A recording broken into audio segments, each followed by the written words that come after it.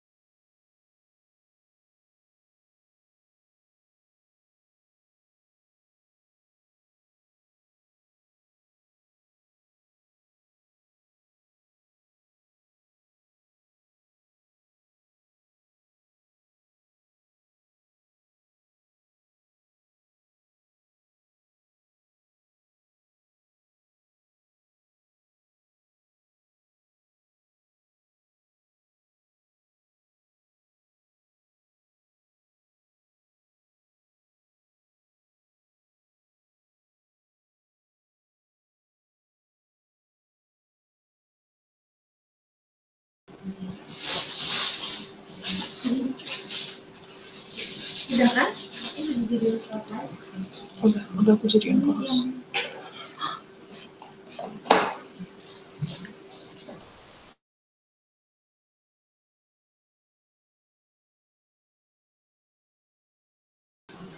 Halo.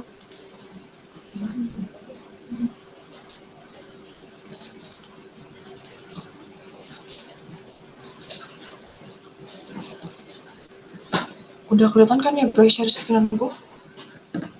Masuk sana.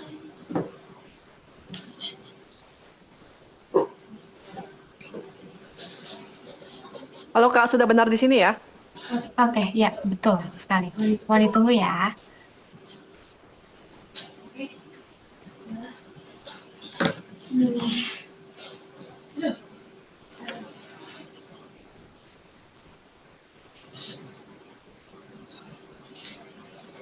Ya, oke. Assalamualaikum warahmatullahi wabarakatuh. Selamat pagi dan salam sejahtera untuk kita semua. Yang kami hormati para dewan juri, para finalis yang terbaik yang kami banggakan.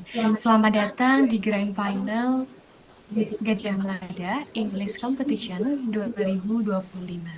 Sebuah ajang yang menjadi wadah bagi generasi muda untuk menunjukkan kemampuan berbahasa Inggris, berpikir kritis, serta beradu gagasan secara elegan dan inspiratif.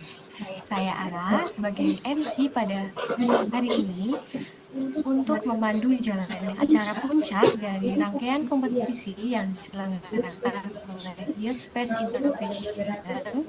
Lalu ada moderator untuk speech yaitu Kak Zaida, dan moderator untuk kategori storytelling ada Kak Tiara, dan untuk kategori newscast ada Kak Nadia. Grand Final Gajah Mada National English Competition merupakan tahap puncak dari rangkaian kompetisi yang diselenggarakan oleh Youth Space Innovation. Setelah melalui prosesi seleksi awal, para finalis terbaik dalam kategori speech, storytelling, dan newscasting kini berkesempatan untuk menyampaikan kemampuan terbaiknya di hadapan dewan juri secara online dan live. Oke, baik. Kami ingin memastikan terlebih dahulu apakah para dewan juri telah hadir dan berada di tempat. Sudah, Kak. Oke, baik. Untuk Kak Muhammad Ilham.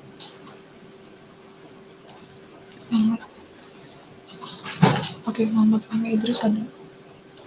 Baik, masuk ke dalam perkenalan juri. Untuk perkenalkan untuk Kak Bimo Fauzan, apakah sudah berada di tempat? Oke, Kak Bimo Fauzan Bagaskara sebagai juri newscast, mahasiswa hubungan internasional UGM, ini dikenal aktif dan berprestasi di dunia public speaking. Untuk Kak Bimo, kami persilakan kakak untuk menyapa para finalis.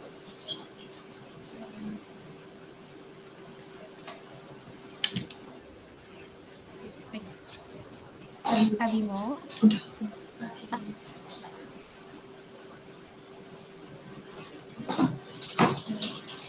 Untuk selanjutnya itu ada Kak Muhammad Ilham sebagai juri storytelling, pendongeng profesional sejak 2018 telah menampilkan di berbagai festival, museum, sekolah, hingga ajang internasional.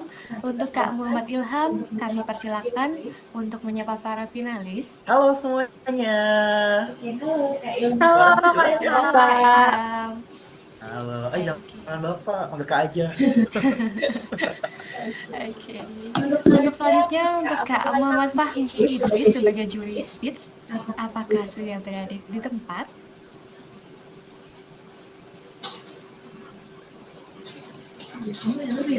Nggak ngerespon.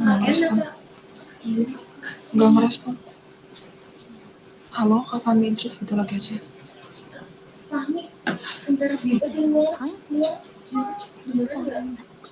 Aku Once upon a time, a not called of son lived a Kak Fahmi woman Idris gitu. and her son.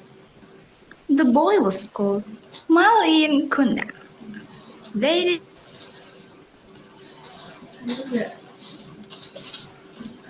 Mbak keluar apa? Oh, ya udah. Sebutin bokap maksudnya. Oke, berarti Untuk selanjutnya itu, mohon maaf terjadi kendala tadi sedikit.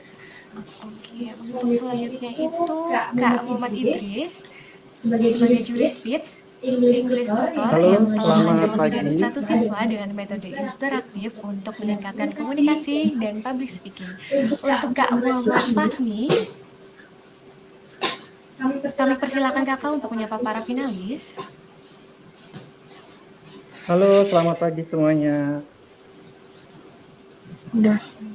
Udah Mbak, dia cuma Oke, baik. Sekarang kita masuk ke bagian penjelasan teknis grand final. Untuk penampilan, pakaian finalis wajib tampil rapi dan sopan sesuai dengan kategori lomba. Untuk yang pertama, speech menggunakan formal atau semi-formal, kemeja, blazer, atau alma mater. Storytelling menggunakan pakaian bebas dan sopan. Mendukung cerita boleh pakai properti sederhana. Untuk newscasting, berpakaian formal seperti news anchor, kemeja atau blazer. Aksesori dan properti diperbolehkan jika mendukung penampilan dan tidak mengganggu selama jalannya kompetisi. Untuk teknis penampilan grand final, untuk yang pertama, kompetisi dibagi menjadi dalam 3 ruang Zoom terpisah sesuai dengan kategori. Peserta wajib masuk ke ruang Zoom sesuai dengan kategorinya. Yang kedua, gunakan format nama Zoom, kategori underscore nama. Lalu yang ketiga, hadir 15 menit sebelum acara dimulai untuk pengecekan teknis. Lalu yang keempat, finalis akan tampil sesuai dengan urutan yang sudah tersedia. Lalu yang kelima, setiap peserta diberi waktu selama 7 menit untuk penampilan dan 3 menit untuk pertanyaan atau feedback dari juri. Untuk yang keenam, penampilan dilakukan sambil berdiri agar ekspresi dan gestur terlihat dengan optimal. Lalu yang ketujuh, kamera wajib aktif dengan pencahayaan baik dan latar belakang netral atau profesional. Lalu yang kedelapan, mikrofon harus jelas dan dimatikan saat tidak tampil. Lalu yang kesembilan, pastikan koneksi internet stabil. Lalu ada ketentuan tambahan. Untuk yang pertama, keterlambatan 5 menit dari jadwal tampil didiskualifikasi kecuali ada kendala teknis yang disetujui panitia. Lalu yang kedua, pelanggaran seperti plagiarisme, ujaran kebencian, atau tindakan tidak etis akan dikenakan sanksi atau pengurangan nilai hingga diskualifikasi. Lalu yang ketiga, keputusan Dewan Juri bersifat final dan tidak dapat diganggu gugat. Baik, apakah sejauh ini sudah jelas untuk teman-teman para finalis? Jelas, Kak. Oke, ada yang ditanyakan? Jelas, Kak. Oke, tanpa berlama-lama lagi, mari kita memasuki acara inti pada hari ini, yaitu penampilan para finalis terbaik Gajah National English Competition. Setiap peserta akan menunjukkan karya terbaik mereka di hadapan Dewan Juri dan para penonton. Kita akan mulai dengan kategori pertama, yaitu storytelling untuk Kak Selin Huang. Apakah sudah siap? Sudah. Oke, baik. Silakan Kak, waktu dan tempatnya. Sebentar, Kak.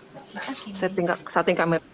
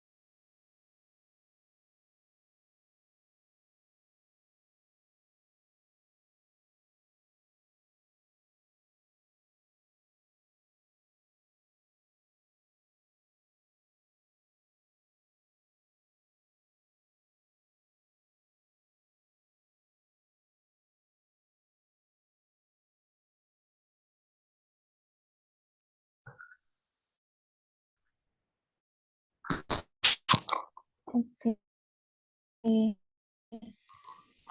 Untuk peserta atas nama Cindy Aulia, apa sudah di ruangnya?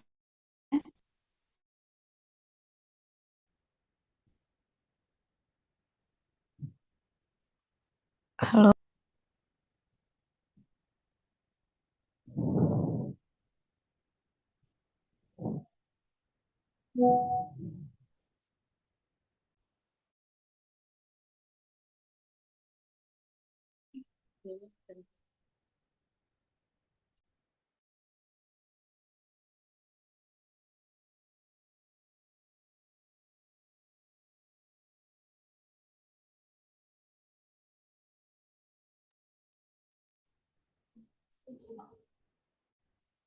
Untuk Cindy Aulia, kami tunggu 5 menit.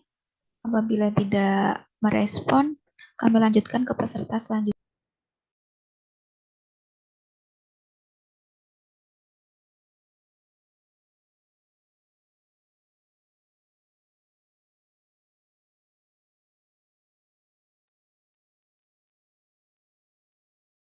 Oke, bisa langsung ke peserta selanjutnya. Atas nama Rizkita Aurta, boleh dipersilahkan.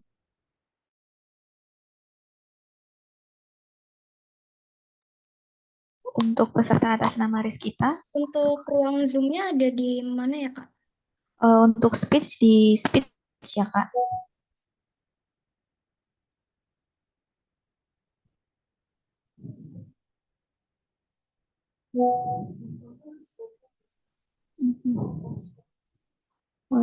Maaf, Kak, tapi di sini nggak ada room untuk speech-nya. Iya, Boleh emang. diarahkan? Oke, ini kakaknya sudah terlihat ya, Kak. Boleh langsung dimulai. Oke.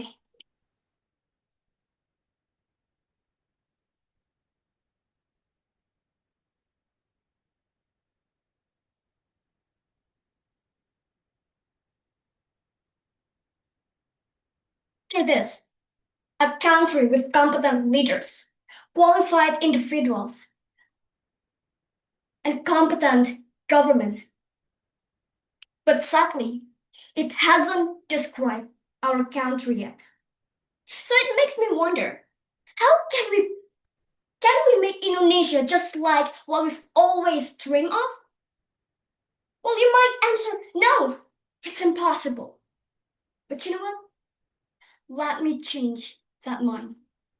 Anything is possible because I believe in our potential.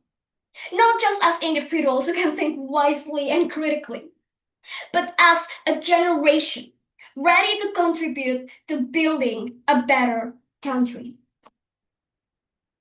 We live in the age of the digital generation, right? Where a single post can go viral within seconds. Velocity trends, viral sounds, or even digital storytelling. Digital storytelling.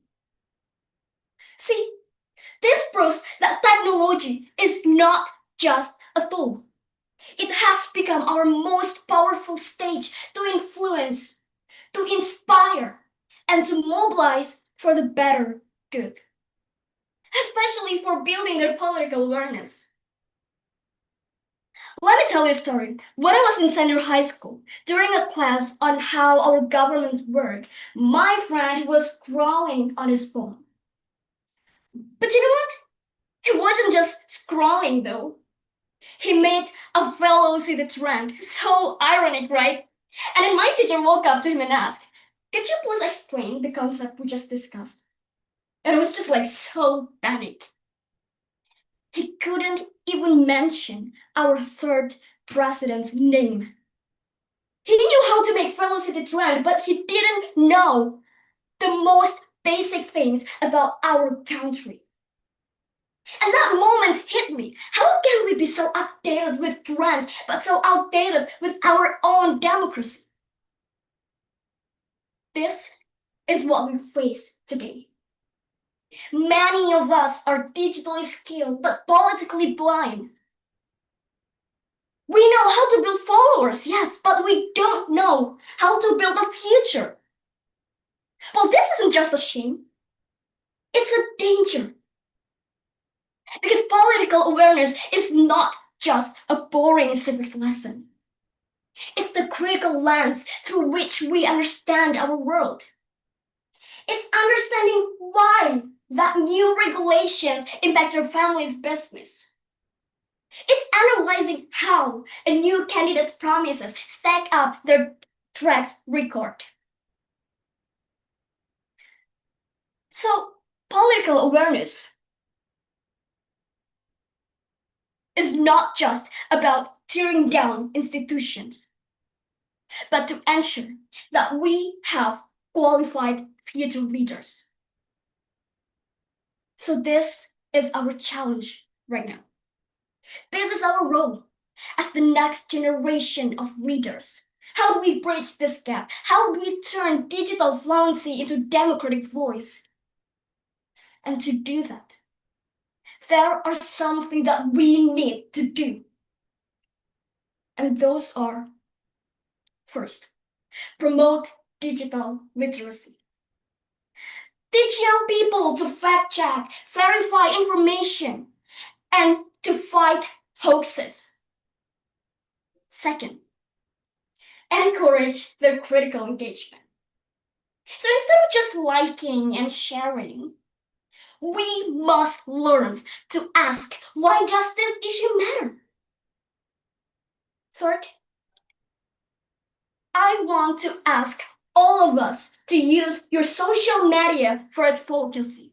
From Instagram campaigns to TikTok movement, let's transform our platforms into tools of empowerment.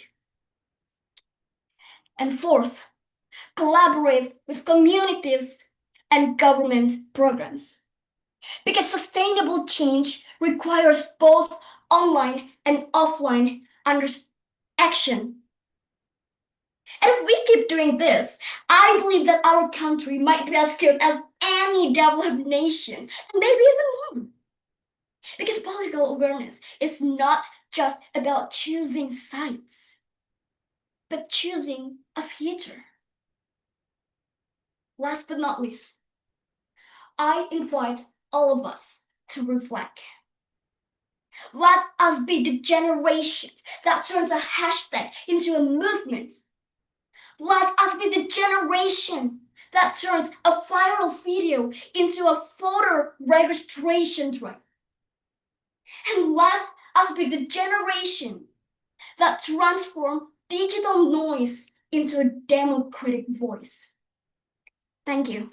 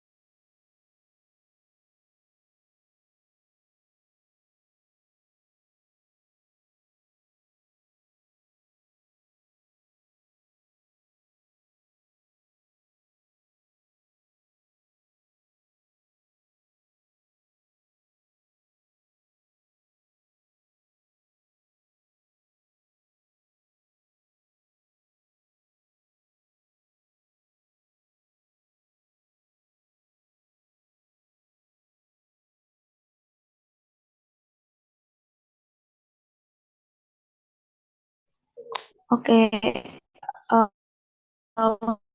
untuk juri silahkan memberikan feedback.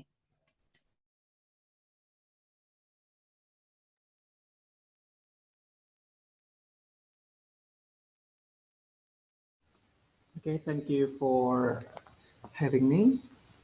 For Rizkita Aurta. Okay, how are you? I'm good, thanks. Okay, so basically, I love your performance. I love how you deliver the speech, and maybe it's like it's a bit correction, not correction, maybe just a suggestion. Like you have to be more attractive to the audience. So you have to really see the eyes of audiences, maybe and a slight mistakes. Maybe you have like memorizing. That's okay. It's understandable, but overall, I love your performance. I love your confidence. Yes, Thank maybe you. that's it from me. Thank you. Thank you.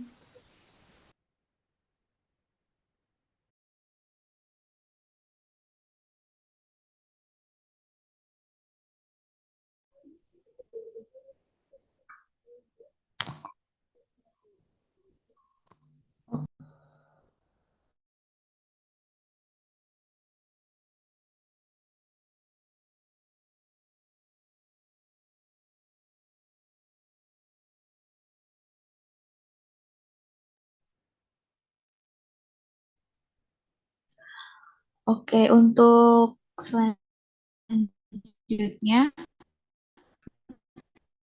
peserta selanjutnya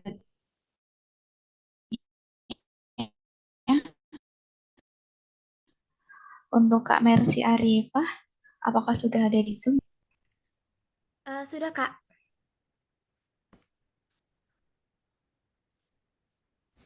Halo, Kak. Oke, Kak Mercy, dipersilahkan.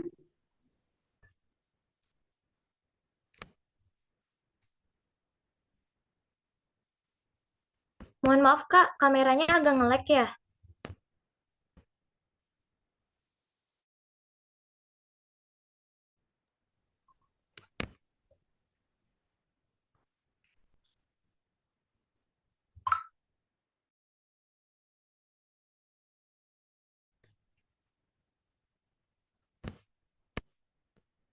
Halo, Kak. Apakah kameranya nge-lag?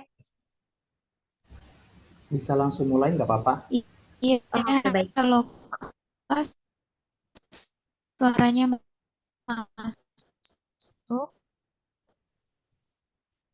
Suaranya soalnya agak putus-putus.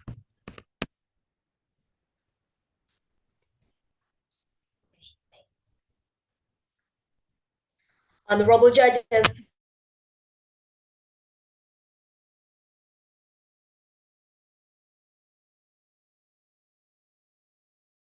respected audience and all of wabarakatuh. Shalom, Om Switu for us of all. First of all, let us begin to give thanks to Allah because with His blessing and mercy, we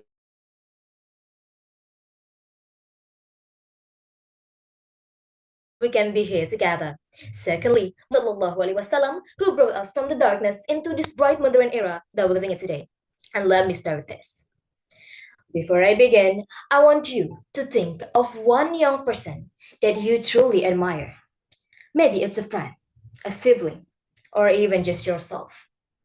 Now, imagine how their journey would be shaped if they had no guidance, no access to education, and no digital opportunities. The picture alone shows us that youth leaders in this digital era truly matters. Hello everyone. Today I want us to talk and discuss about something interesting. But before that, let's get know each other first. My complete name is Mercy Arifazini, but you can call me as a Mercy. I am 15 years old and I am here proudly representing 2 High School of Tangram. And standing here today is one of the best experience of me, and I feel incredibly grateful to have this opportunity to share, to connect, and to learn together. Because today I want to talk about something that truly shapes who we are. The power of believing in ourselves. Ladies and gentlemen, today we are living in an age when a single click can spread information across the globe. For a yacht, it's both a blessing and a challenge. A blessing because the digital world can open unlimited access to education, networks, and opportunities. And a challenge because it's also tests our discipline, responsibility, and ability to filter what truly matters. A true leadership in this digital era is not about having thousands of followers, but it's about having courage to use technology with wisdom, empathy, and vision. Leadership, it's not about spotlight, but it's about the impact that we leave behind. And sometimes leadership feels like listening to a call within us, just like a song of Moana that says, where the skies, where the land meet the skies, meet the sea, it calls me, and no one knows how far it goes. If the one in my sail on the sea stays behind me, one day I'll know how far it goes, how far it goes. The lyric remind us that young leaders, it's also about answering a call to create, to impact, to bring change, and to go to the distance even when the path is uncertain.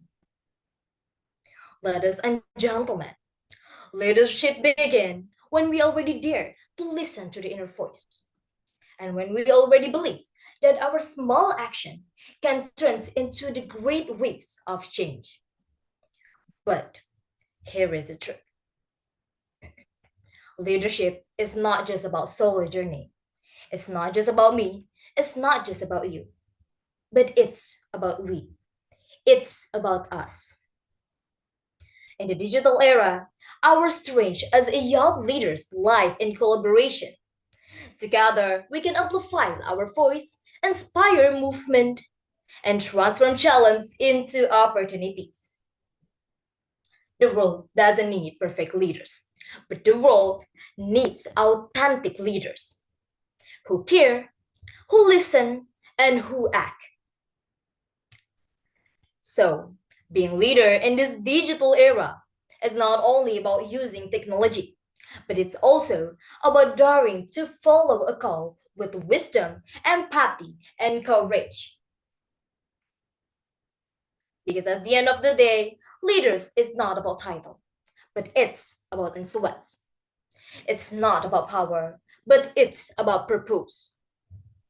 And let us remember that we are the first generation that live and grow up full in technology, full in the digital world. That means we are the pioneers, the ones who will define to use technology, serve humanity, not harm it. Because the question is not, will the future change? But who will lead the change?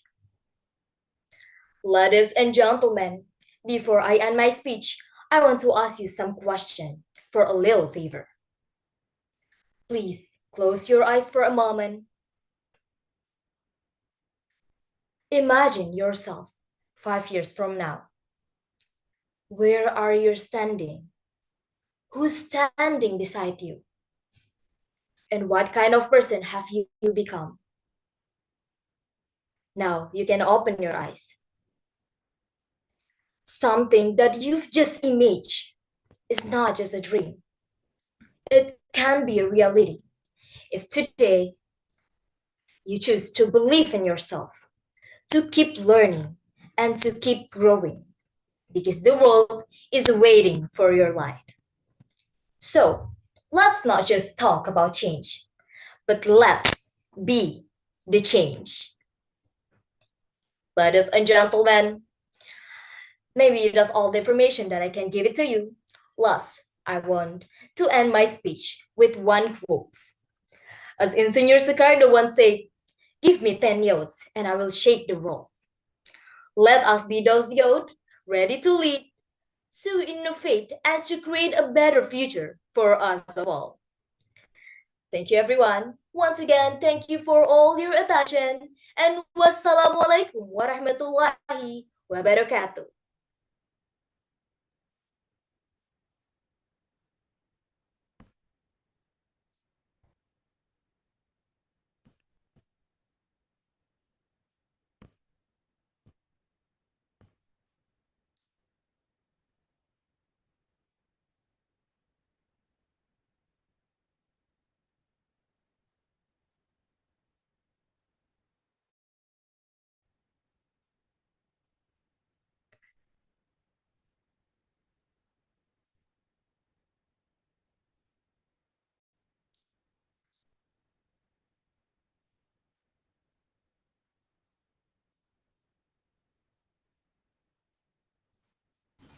Halo Kak Moderator, apakah bisa langsung untuk di-review? Halo Kak Fani, silakan Kak. Oke. Halo Mercy Arifah Zihni. How are Yeah, hello, you? Kak. I'm good. Okay, so give applause for Mercy Arifah Zihni, guys. Okay, first of all, mungkin ada beberapa hal yang aku suka ke Mercy itu. Dia bagus dalam tempo, juga ada tadi masukan singing a song, so it's a good innovation. Thank Jadi you. bikin so it makes audience like more apa ya, ada rasa baru dan kamu punya pembeda di situ gitu. Salah satunya ada Thank you. you insert singing a song in your speech. Nah, kemudian mungkin ada beberapa catatan lagi. Di awal ada mungkin mukaddimah gitu ya, mungkin that's common in Indonesia because this is a speech. Mungkin kalau speech dalam bahasa Inggris itu tidak terlalu common gitu kalau mukaddimah let praise be to Allah gitu. Nah, soalnya kalau it takes time. Jadi sebenarnya juri itu ingin tahu how apa ya, langsung ke topik utama gitu. Sebenarnya itu. Tapi itu bukan not a big deal gitu. Karena it's common di Indonesia gitu. Tapi beberapa catatan banyak juri memang peserta tuh mukadimah terlalu panjang, masih kayak solawat ke Rasulullah, kemudian praise be to Allah gitu. Kemudian itu yang membuat takes time. Jadi juri pengen langsung to the point gitu. Kamu pengen ngomong apa? Itu salah satunya. Okay, Mungkin thank juga you. ada di slide mispronunciation mungkin. Contohnya di youth. Jadi youth, yang benar tuh youth gitu ya. Oke, yang benar youth gitu. Jadi it's not a big deal. You can improve that. Jadi aku nggak menemukan banyak kesalahan during your speech. Overall, I love your performance, I love your confidence, how the tempo gitu. Kamu juga memainkan rasa di situ juga. Okay. Jadi dan kamu kayak tenang gitu dalam delivering the speech. Maybe that's all from me. Thank you. Thank you, judges.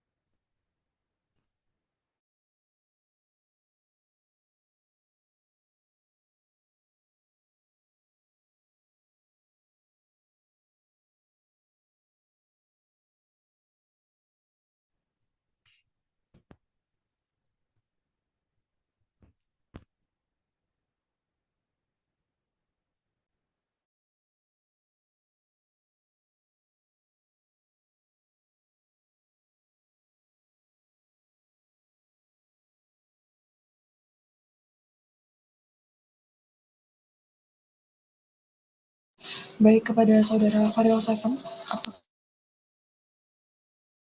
apakah sudah siap? Baik, waktu dan tempat dipersilakan untuk Kak Farel Seven menyampaikan speech-nya.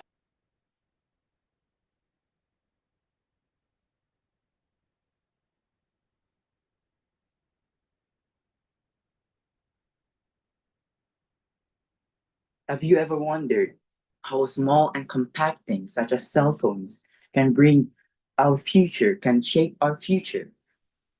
Greetings, everyone. Good morning to those who are watching, especially the honorable judges of the grand final Gajah Mada National English Competition 2025. With all the respect, allow me to introduce myself. I am Fadel Seven Octorido. I'm 17 years old, and I am an inspired high school student from Emmanuel Christian High School, Batam, Riau Island Province. It is an honor and a privilege to stand here as a grand final delegate of this competition, not only as a grand final delegate, but also as an act of youth society, as a voice, as the empowerment of youth.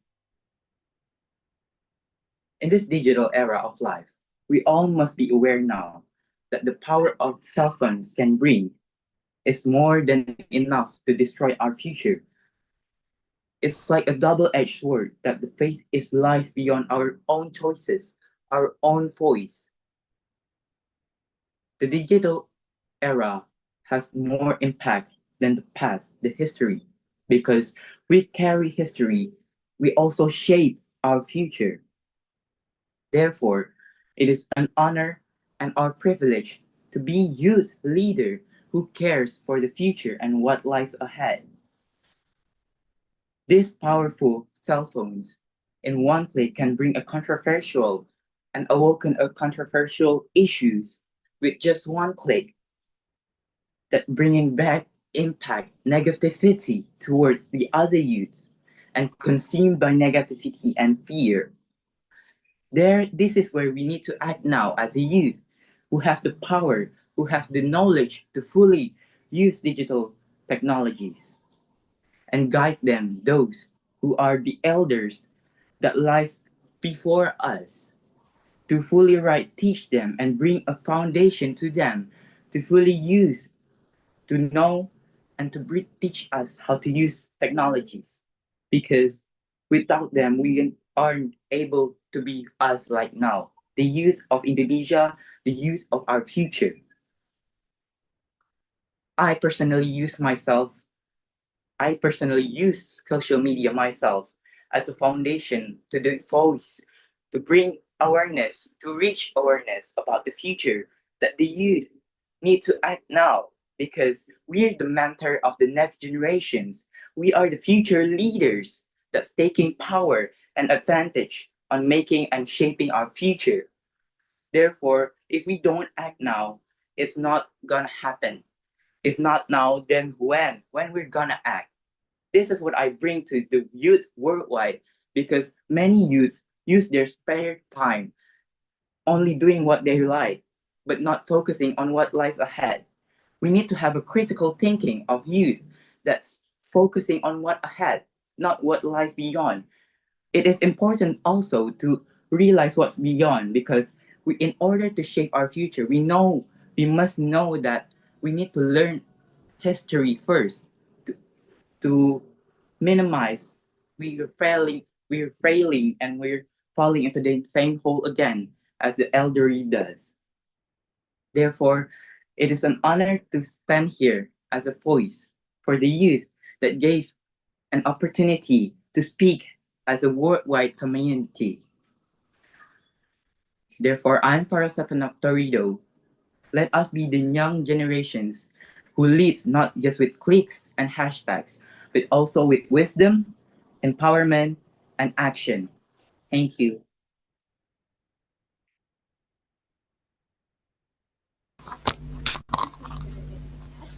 Oke, silahkan untuk juri memberikan feedback.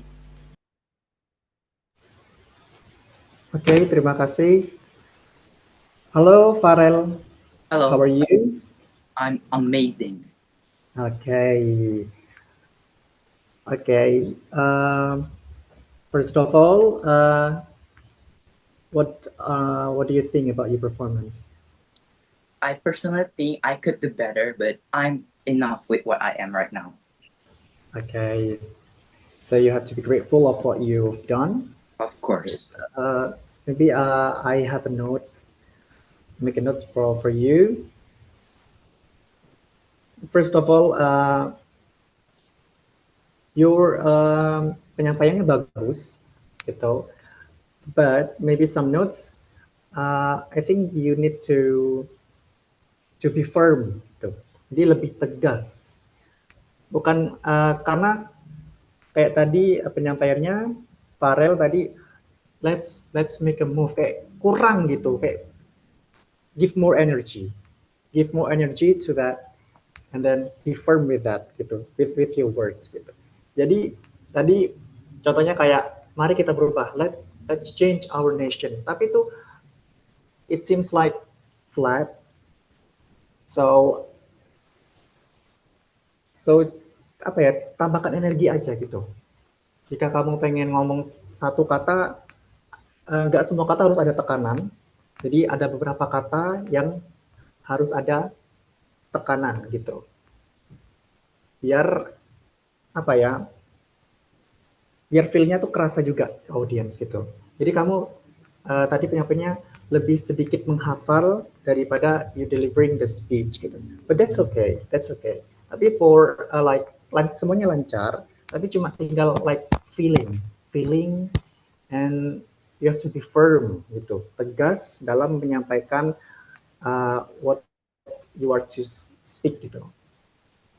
Jadi bener-bener feeling itu harus dirasakan. Jadi kayak Farel tadi udah bagus, tapi tadi tinggal rasanya aja gitu. Kurang firm dan rasanya. Itu aja. Jadi maybe like the suggestion, maybe you have to improve your confidence. Okay? Okay, Farel, that's okay. This is like maybe for apa ya? Jadi pembelajaran, make a lesson learn gitu. Jadi kedepannya harus lebih percaya diri lagi gitu. Jangan terlalu menghafal gitu. Jadi you have to be master on your materinya, harus lebih dipahami lagi gitu. Oke? Okay? Biar rasanya dapat juga. Okay, maybe that's all from me, Farel. Thank you, Okay, give applause again for Farel, guys.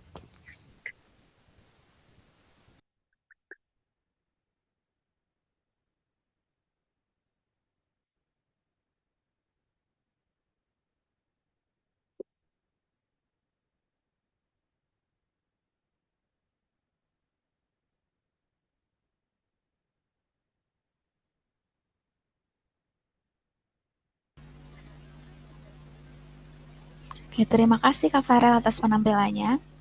Untuk selanjutnya, peserta selanjutnya, atas nama Naswa Kamilah Zain, apakah sudah di room Zoom ya? Halo Kak Naswa, apakah sudah di room Maaf, Zoom? kalau yang di Juknis itu kayaknya ada satu orang sebelum saya deh. Oke, kami tunggu 5 menit. Halo Kak. Apabila belum bisa merespon, kami lanjutkan ke peserta Halo selanjutnya. Kak, ini Najwa. Oke, suaranya sudah masuk. Waktunya 7 menit. Maaf, tapi Oke, Kak Naswa, suaranya sudah di masuk. Juknis di Juknis sepertinya ada satu orang sebelum saya.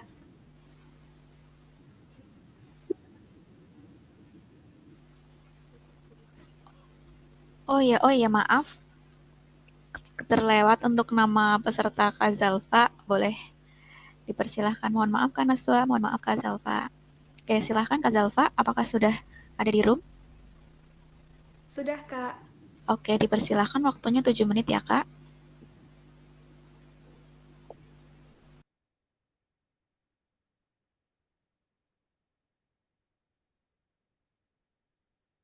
Before I start, I have a riddle, so please listen carefully. I am an application. You can only click, then I will come to you as soon as possible, accompanying you anywhere and bringing a food to you. What am I? Can anyone guess? Okay, so no one can answer it. That's okay. So the answer is Gojek.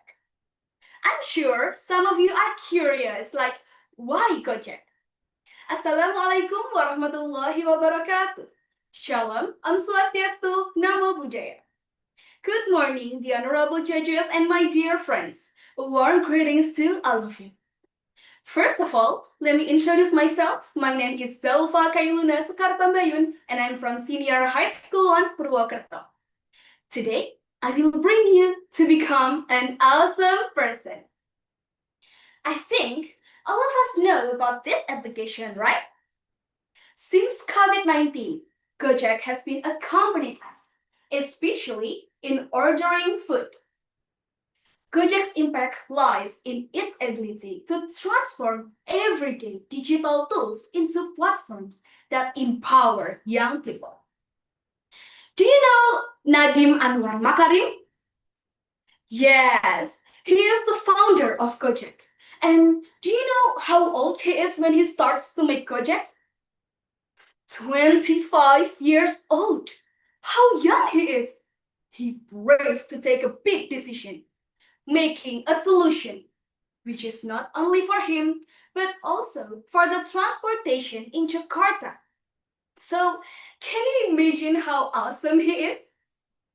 But on the other hand, some people in 25 years old are still busy searching their identity, from the job until worrying about their future. But that's not Nadiem. Courage is one of Nadiem's key traits. Bravery is the key. It can transform uncertainty into opportunity and genuine change. What is the impact of this application? Empowerment. Many small businesses have been grown through GoFood services, and many of them are run by young people. It's not only GoFood, but also Gojek. They started out just doing it as a side job, but then they got really into making their own businesses better and making money from it. It sounds really good, right? So, it's the real solving problem in smart ways and creating new opportunities that didn't exist before. So, showing initiative, taking responsibility, and make a real impact, it's an action that should be taken by young people. So, from Nadiem, we can learn how managing their time, building customer trust, and making a real impact that growing our income independently, especially when they sell products and use delivery services to reach customer faster. It's called win-win solution. We don't need to wait for the opportunities. We create them, proving that leadership is not just a title, but an action. The last one from me, a young leaders with Wi-Fi and vision can influence more lives than kings with armies. Franklin D. Roosevelt also said, we cannot always build the future for our youth, but we can build our youth for the future. So, who wants to be the next Nadiem? Tap for change, swipe for impact. My name is Dalva Kailuna Sukarpambayun. Thank you so much for the nice attention.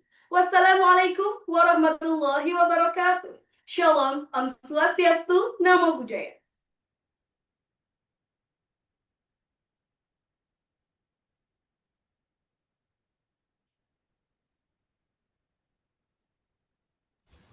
Okay, give applause for Zalfa Kailuna. Hello, Zalfa. How are you? I'm good. Okay, amazing. So, what do you think about your performance? I'm sure that I'll do best, but I think I could be more than before. So Okay, if you review yourself, what will you improve in your speech? maybe the pronunciation or intonasinya agak kecepatan. Dan juga tadi ada beberapa yang lupa, jadi agak mempengaruhi keseluruhan isi teksnya. Tapi karena saya paham apa yang akan saya sampaikan, jadi saya banyak improvisasi dari apa yang saya tampilkan tadi. Okay, good. Thank you. Jadi mungkin ada beberapa catatan dari saya untuk Zalfa. Untuk yang pertama, I love your confidence. You really play benar-benar memainkan intonasi, mimik, dan kayak jeda-jedanya itu bagus gitu. So that's what really give you plus point in your speech. Jadi kamu benar-benar punya itu, kayak intonasinya, kemudian your mimik gitu. Jadi kalau dari secara keseluruhan bagus. Benar tadi kata Zalfa udah review sendiri, mungkin agak kecepatan gitu. Jadi you need to be more calm gitu, calmer gitu. Jadi harus lebih tenang gitu. Tapi dari semuanya udah bagus banget, tinggal harus lebih tenang dan harus lebih mastering the material aja gitu aja, biar gak lupa-lupa, biar runtut gitu kan. Okay. Jadi there is no other notes from me. I think that's all for you. Thank you. Thank you.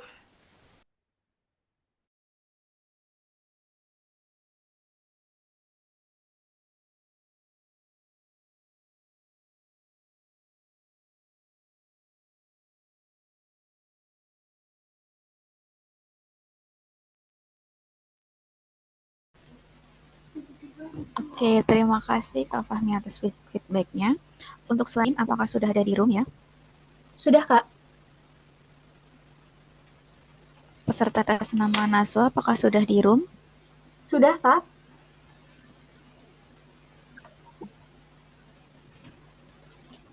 Oke, dipersilakan.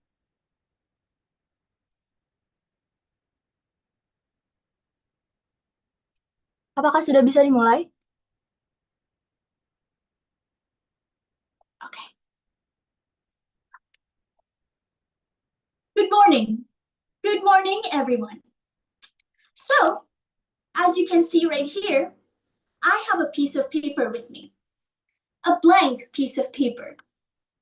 Now, this paper is like a basic tool. It's simple, it's practical, and it has a clear purpose. You know what you can do with it, so it's really nothing special, but it's good enough as it is. But let's say that one day I got bored. One day I just want to get creative. So I decide to innovate.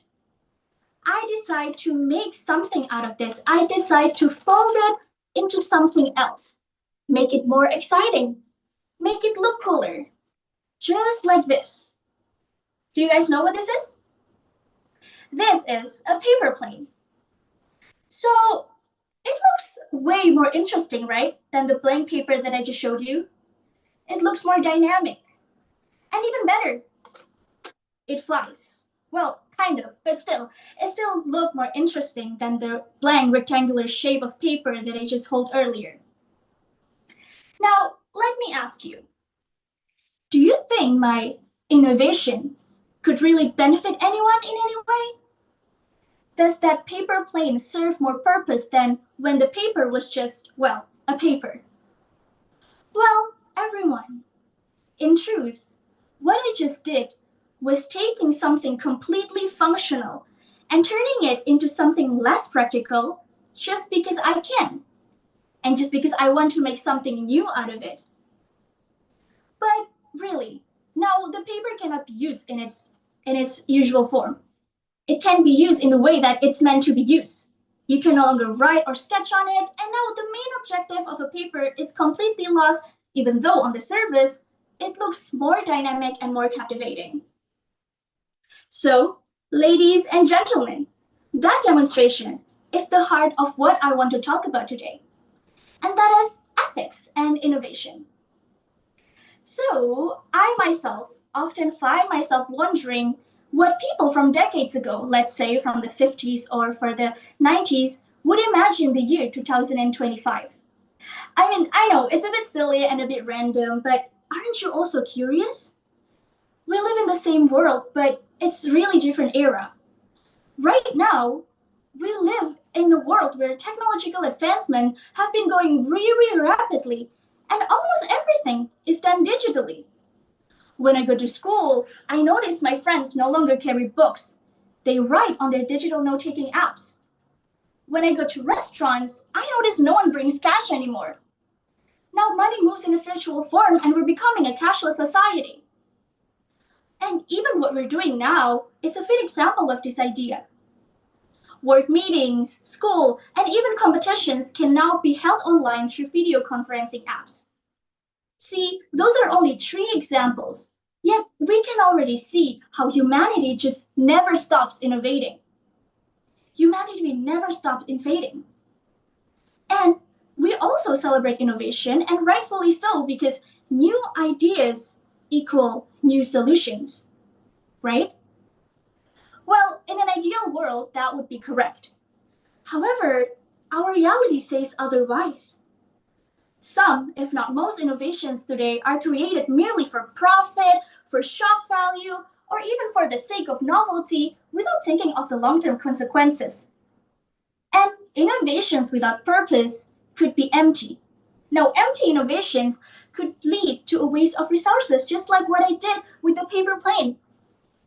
Now, this was once a completely usable sheet of paper. And now I turned it into something barely usable and barely entertaining.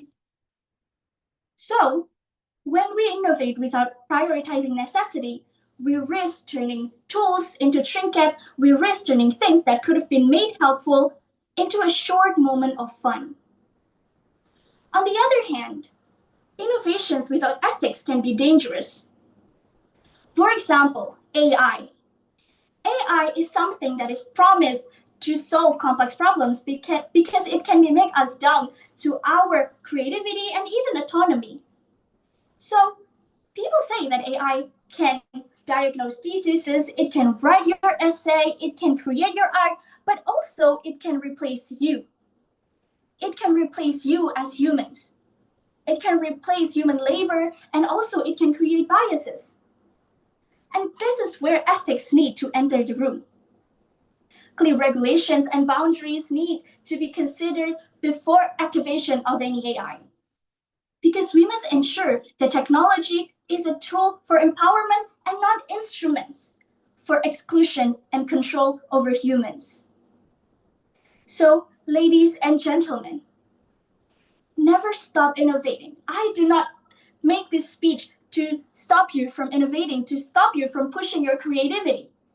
But when you innovate, don't forget to ask yourself, who am I creating this for? Who might this benefit and who might it harm? Those are the questions that we should be asking instead of a simple can we? Because I believe you guys can. I believe everyone here have great ideas. But you should also ask yourself, should I do it? So, let's keep dreaming. Let's keep folding paper planes. But also, we have to ask ourselves, where are we flying? When? Who's coming with us? And most importantly, who might be left behind? That is all from me. I'm Nazwa Kamila Zain from Man 1 Yogyakarta. Thank you.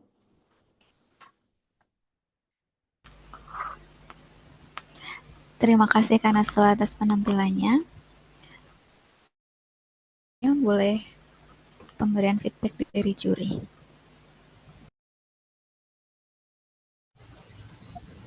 Okay, hello Nazwa, how are you? Hello. I'm good. Thank you so much. Okay, that's great. So, what do you think about your performance, Nazwa?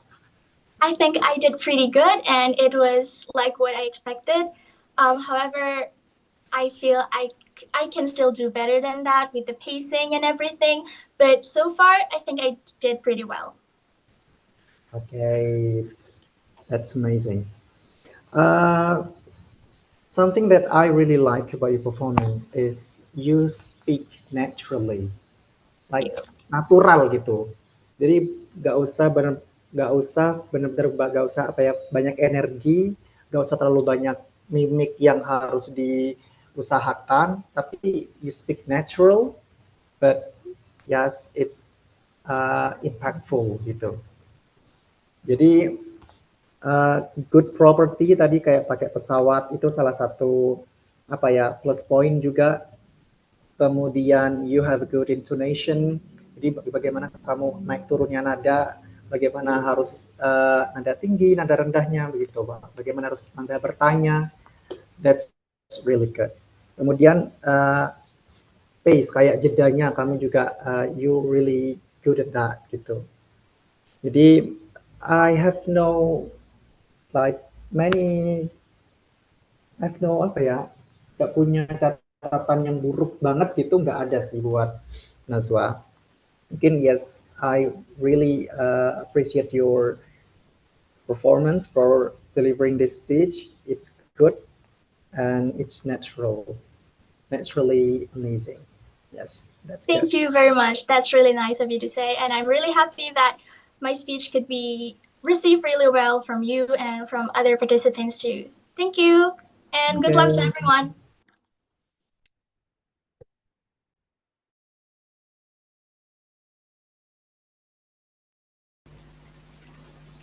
Oke, terima kasih untuk Kak Naswa dan juga Kak Fahmi. Selanjutnya, Sto Pandega, apakah sudah di room ya? Here, Kak. Oke, bisa dimulai waktunya 7 menit ya, Kak? Siap.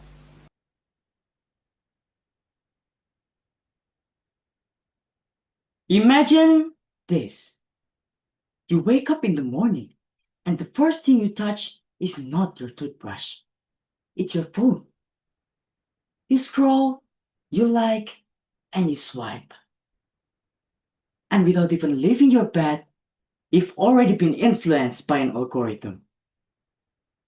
What you see, what you eat, what you buy, even what you believe, all shaped by the invisible hands of technology. Wait. Did I say imagine? No. I mean, it's a fact. Ladies and gentlemen, welcome to the exam of the 21st century. But this time, there will be no teacher, there will be no students, there will be no grades, even there will be no paper. The question is only one. Will humanity innovate without losing its humanity? We celebrate innovations like it's magic, right? Self-driving cars, artificial intelligence, robots that can even cook nasi goreng by themselves. But the question is, what happens when the robot takes your job? What happens when innovation becomes so powerful, but ethics left behind? Let me tell you a story. A few years ago, a social media create a platform where people can scroll. And it worked, right? People scroll for hours and hours. But fake news spread faster than the truth. Nations were shaken. People were divided.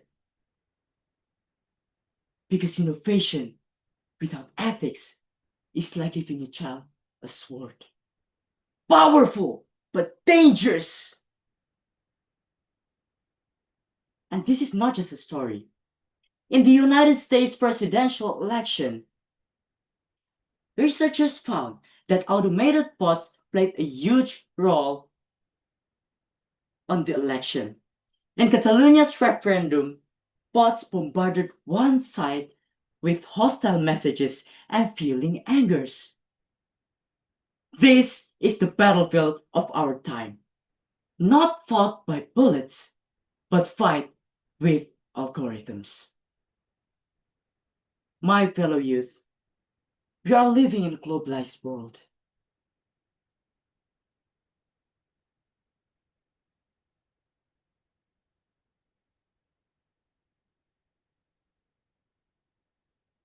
A decision made in Silicon Valley can affect a teenager in Surabaya. And let's be honest.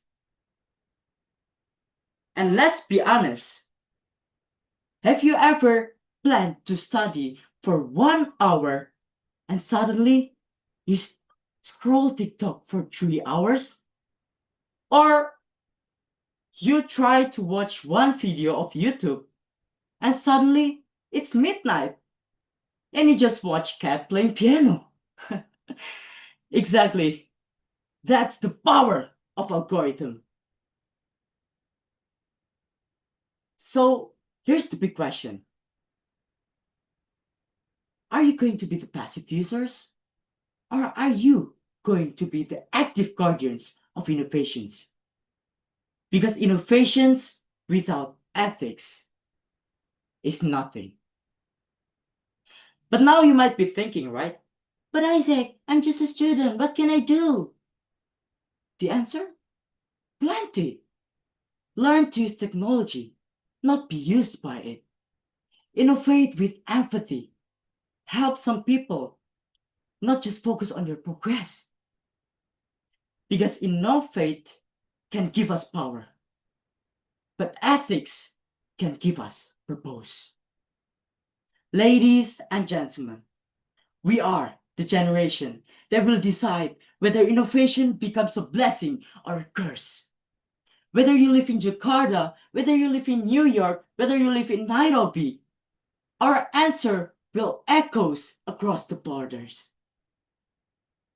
We are the ones holding the steering wheel of globalization, and the direction we choose will determine the future of humanity.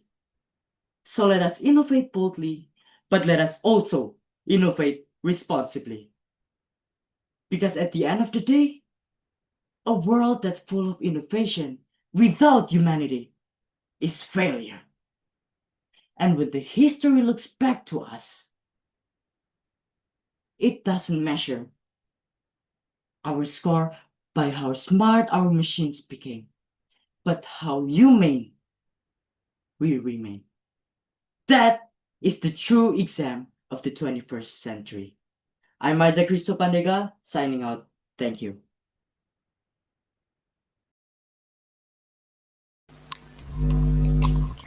Terima kasih Kak Isak atas penampilannya. Untuk selanjutnya, boleh dari juri untuk memberikan feedback. Okay, give applause for Isak Cristo Pandega. Okay, how are you doing? I'm Isak great, Cristo? thank you. Thank you. Okay, amazing. So, what do you think about your performance? Well, I think it's not as much as I expected. So because I think I don't feel much about my speech, because I understand my speech, but at the end I just don't can't memorize it really well. Like, I don't understand. I can't improve myself when I have a trouble in my mouth, like it's not synchronized with my brain like that. I think that's all. Okay. So for me, I like your performance because like you have good pressure gitu. Jadi kamu banyak penekanan-penekanan dan itu meyakinkan gitu. So I like your intonation, how you like telling story, like apa ya, meyakinkan gitu loh. Jadi how you use the every words with every pressure, dia meyakinkan menurut saya, dan kamu main di situ intonasinya juga. Tapi ya tadi mungkin karena mungkin masalah remembering, jadi kayak kurang mastering the material aja gitu. Jadi gitu aja sih. Sebenarnya udah bagus banget tadi, udah meyakinkan banget. Banyak apa ya, pressure yang kamu tunjukkan gitu. Dan feelingnya udah dapet juga. Tapi itu cuma mungkin sedikit kayak kurang mastering the material aja. Yeah. Jadi biar dilancarin materialnya, you will be the perfect one gitu, menurut saya. Okay. Thank you. Maybe that's all for me. Thank you. Thank you so much.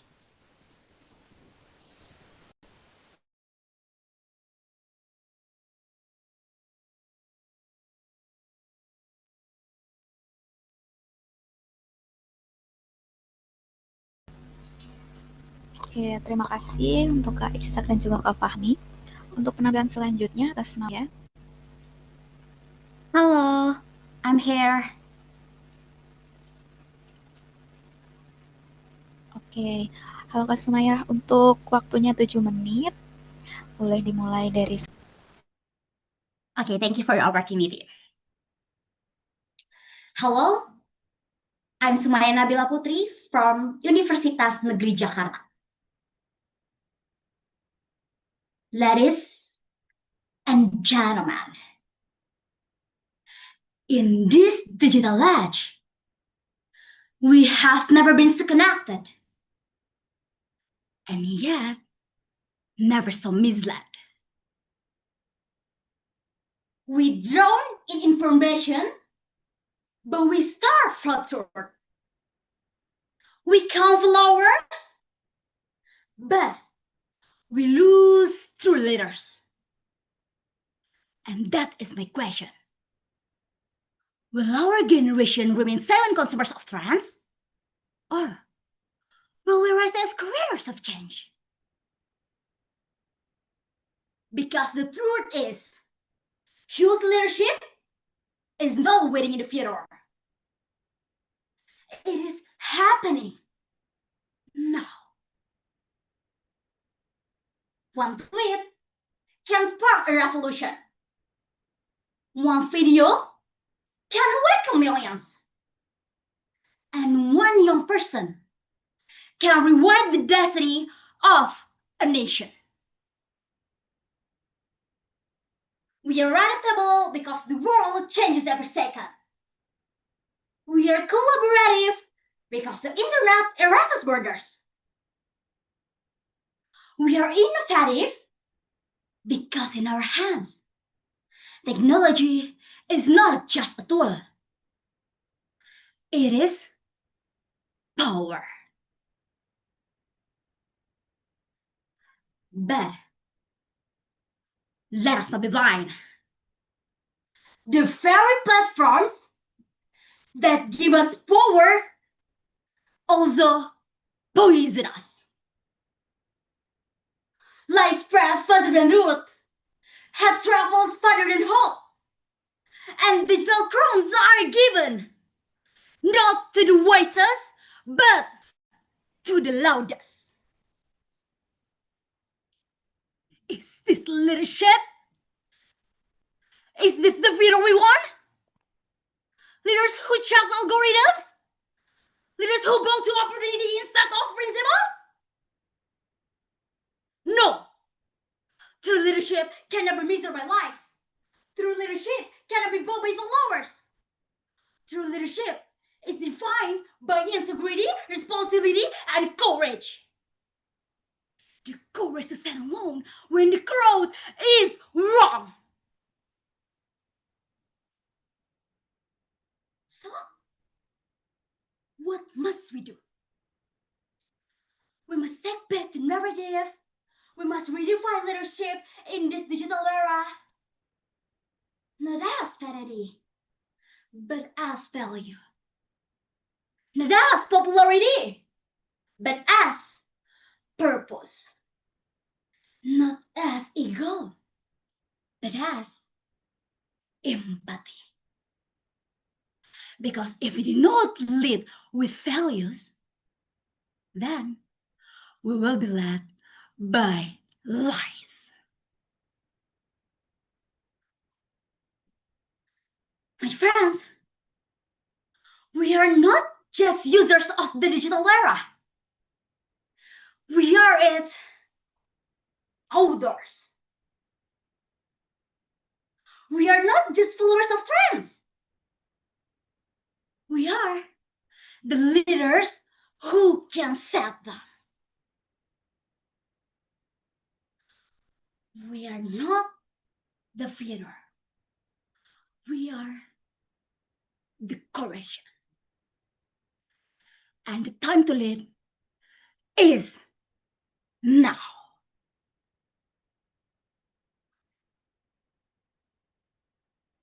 Thank you.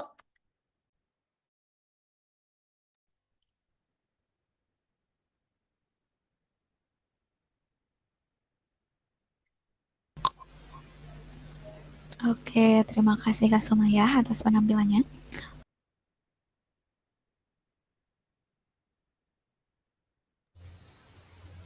Hello, Sumaya. How are you doing?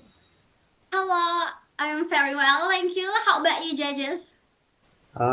Beyond amazing. Okay. Okay, so what do you think about your performance, Sumaya? I think I did well in my performance earlier, and I hope this can be my chance as a winner. Okay, that's good confidence. Okay, so maybe I make some notes for you.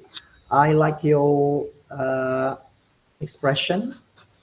You're really good at that, and you yeah, delivering speech is like the way you're telling the story, how you convincing the audience. So I think that your speech is convincing enough. Jadi cukup meyakinkan. Tadi benar-benar banyak you play apa ya kayak memainkan rasa gitu di situ. But maybe some critical notes is like you have to really improve the articulation gitu. Jadi mungkin kalau kamu kecepatan tadi jadi kurang jelas articulationnya gitu. Jadi ada beberapa kata yang nggak jelas karena mungkin kecepatan atau memang mispronunciation juga gitu. Jadi so maybe some notes that you have to really pay attention is articulation and pronunciation. Oke, mungkin itu aja. So that's all for me. Thank you, Sumaya. Okay, thank you, judges, for your feedback.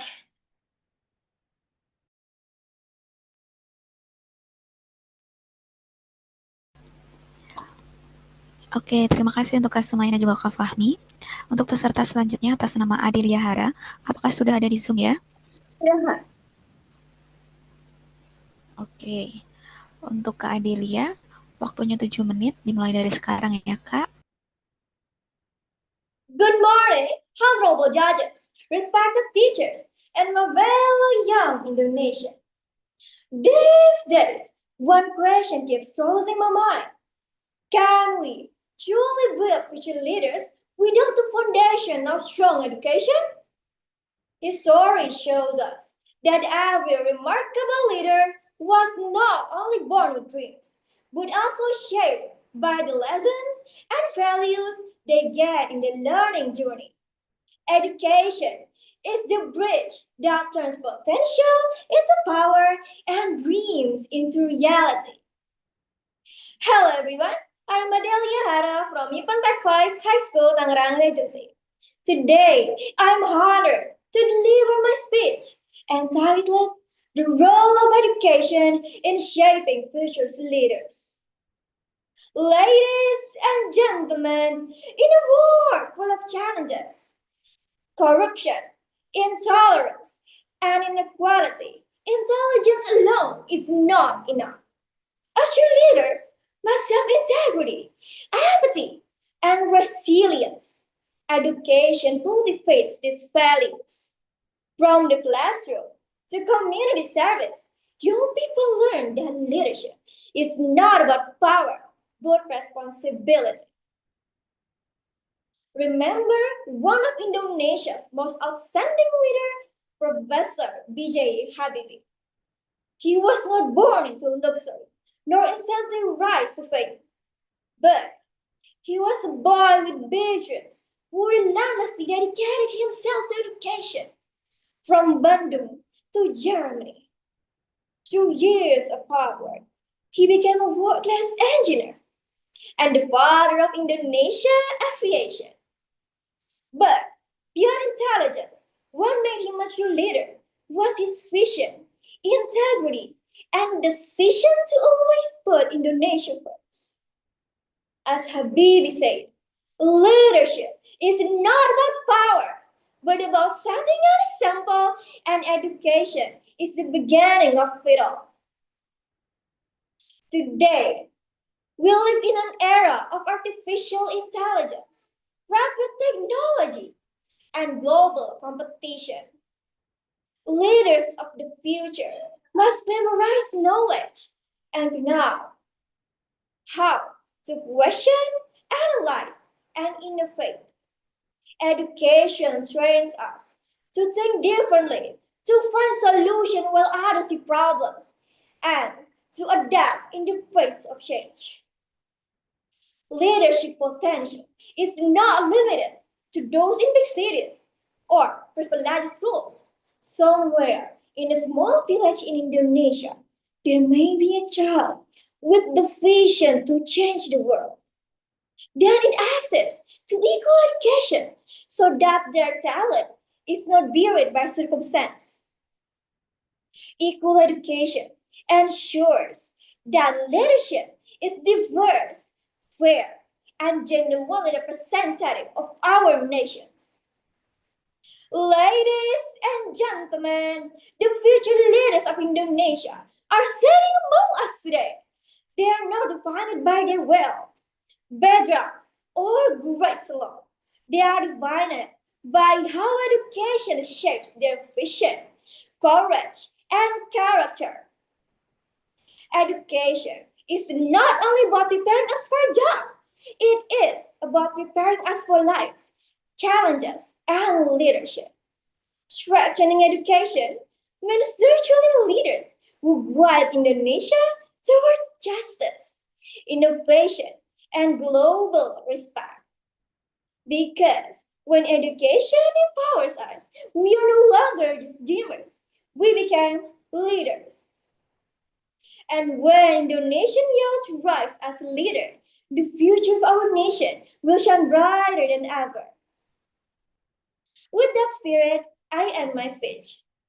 Together, let us shape the future through education. Thank you for your attention. May we all walk together toward a brighter and stronger future. Let us rise, let us learn, and let us live together. My name is Adelia Hara. I am from SMK Ipentek 5, Tangerang Regency, and I am honored to stand before you today.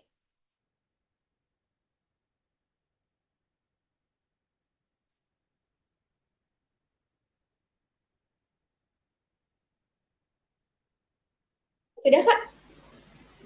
Oke, terima kasih Kak Adelia atas penampilannya. Untuk selanjutnya, feedback dari juri, untuk juri dipersilahkan. Okay. Hello, Adelia Hara. How are you doing? Hello, I'm good, thank you. How about you? Okay, I'm great. Feeling great today. So, what do you think about your performance? I think I do my best. Okay, what do you think you will improve in your performance? I think my expression Mm-hmm. and intonation maybe. Mm-hmm. But there are some texts that I've been mess. Aku ada lupa beberapa. Satu kalimat. Okay. Anything else? I think nothing. Okay. Okay, Adelia Hara, I really like your performance, or maybe you have a good expression, so you really apa ya, juga mainkan feeling di situ juga.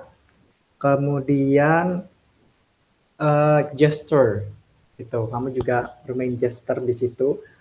But something that I have to take a note is mungkin pressure, tekanan. Jadi tekanannya tuh kamu banyak tekanan dalam speechmu, tapi penempatannya mungkin kurang tepat gitu. Jadi contohnya kayak, for example ya, contohnya kayak manajemen. Jadi itu nggak boleh kayak manajemen, itu beda, harus management gitu. Jadi mungkin banyak kata-kata yang kayak di apa ya, ditarik gitu. Kemudian pressure itu mungkin kurang tepat pada tempatnya gitu, beberapa tapi nggak semua gitu. Jadi mungkin hanya ada pressure dan mungkin intonasi yang kurang tepat juga, mungkin ada nggak harusnya mungkin kata ini turun, mungkin lebih ke naik gitu. Mungkin itu aja sih, lebih ke kayak pressure dan intonation-nya aja gitu. Dan kemudian kayak apa ya, lebih confidence gitu, confidence-nya itu apa ya, lebih ke, jadi kalau confidence-nya tuh dapet, itu kamu nggak bakal kayak ditahan. Tadi kamu kayak nahan gitu. So that's not natural, it's not apa ya, nggak terlalu natural. Jadi kayak terlalu ditahan dan kurang dilepaskan gitu. Menurut saya gitu. Jadi harus lebih santai, natural, dan firm dan meyakinkan gitu. Dan kemudian dari beberapa pressure itu harus lebih apa ya, harus lebih ditempatkan pada tempatnya gitu. Jadi kayak mungkin nanyanya tuh lo kayak Ken, tadi kayak kamu tadi ada beberapa kata yang kayak terlalu diseret gitu. Jadi kayak it will impact gitu loh in your performance gitu. Jadi mungkin ada beberapa kata tanya, bagaimana sih, coba kamu pelajari bagaimana sih kata tanya yang benar gitu, intonasinya gitu. Gimana sih nanya yang benar, intonasinya yang harusnya naik tuh di bagian mananya dulu dan yang harusnya turun di bagian mananya dulu gitu. Itu aja sih menurut aku, lebih ke intonation and pressure dalam beberapa kata itu aja. Okay, got that? Thank you, judges. Okay. There. Okay, that's all for me. Thank you. Thank you.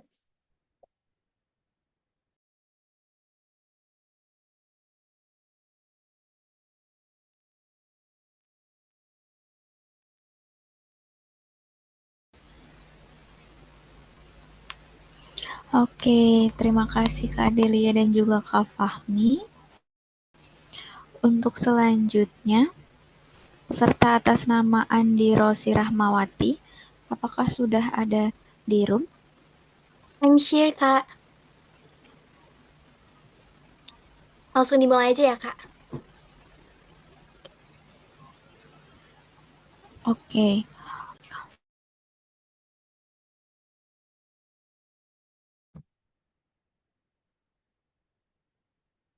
In Indonesia today, the people we trust to shape our future, our teachers, are often underpaid. Some even struggle to survive on salaries of less than 3 million rupiah a month. At the same time, we have heartbreaking news of a few teachers misusing their authority to harm students. And in places like Bandargebang, many children cannot even attend schools because helping their parents collect waste feels more urgent than studying. If this is the reality of education, then what kind of future leaders will we have? Honorable judges and respected audience, Assalamualaikum warahmatullahi wabarakatuh. My name is Andi Rosa Rahmatamandakisman, and my school is from Senior High School number 1, Tambun Selatan. Today, I will talk about why education is the foundation of leadership, why our current system still fails in many aspects, and why investing in education is the key to transforming our nation's future. Education is more than classrooms, exams, or certificates. It is the foundation upon which leadership is built. A UNESCO report from 2023 showed that countries with strong education systems produce leaders who earn higher levels of public trust. This indicates that education not only sharpens the mind, it also shapes values like empathy, honesty, and resilience. Without education, we may still have leadership, but without integrity, their leadership can hurt society instead of helping it. Unfortunately, Indonesia's education system faces many challenges. Teachers, who are crucial for developing leaders, are often underpaid, with money not earning enough to meet basic needs. Some even take additional jobs just to get by. At the same time, there are troubling cases where some teachers abuse their roles by committing harassment. These actions not only harm victims, but also damage trust in the institutions that are meant to support us. How can schools can create strong leaders if students cannot feel safe there? The self-education is another issue. While I stand here as a privileged student, millions of Indonesian children remain left behind. In places like Bandargebang, many children spend their days working in the landfill with their parents instead of being in school. According to UNICEF, around 1 in 10 Indonesian children are still out of school due to poverty. The situation is made worse by budget cuts. In 2024, the government reduced education spending despite the constitutional mandate of 20% allocation. If education is treated as something when money is tight, how can we expect to produce the strong leader this nation needs? So what can we do about this? First, we must restore dignity to the teaching profession. This involves providing teachers with fair salaries, professional training, and ethical support so that schools are not just places for learning, but also for safety. Second, we need to rethink what education means. As it goes beyond memorizing facts, schools should also teach leadership values, such as empathy, collaboration, and problem solving. These qualities form the foundation of future leaders. Lastly, we must prioritize access to education. Every child deserves opportunity to learn. Whether they live in Jakarta or Batam, cutting budgets only worsen inequality. Instead, education should be a major national priority. If we take these steps, the impact will be significant. We will produce not just smart individuals, but also ethical and visionary leaders. Leaders who understand the struggles of the people because they were nurtured in a system that values every student, every teacher, and every dream. Leaders who can face challenges head on because their foundation rests on solid education. So I ask you today, what kind of Indonesia do we want to see? One where students drop out, teachers are underpaid, and budgets are cut, or one where education is respected, protected, and prioritized as a true investment in our nation's future? As a student, I can tell you that education gives us the courage to dream and the strength to grow. But dreams cannot survive if schools are unsafe, if teachers are overlooked, or if children are denied access to classrooms. That is why we must support education, honor our teacher, and protect every student's right to learn. Well, ladies and gentlemen, that's all about my speech for today. Thank you very much for attention and have a great day. Wassalamualaikum warahmatullahi wabarakatuh.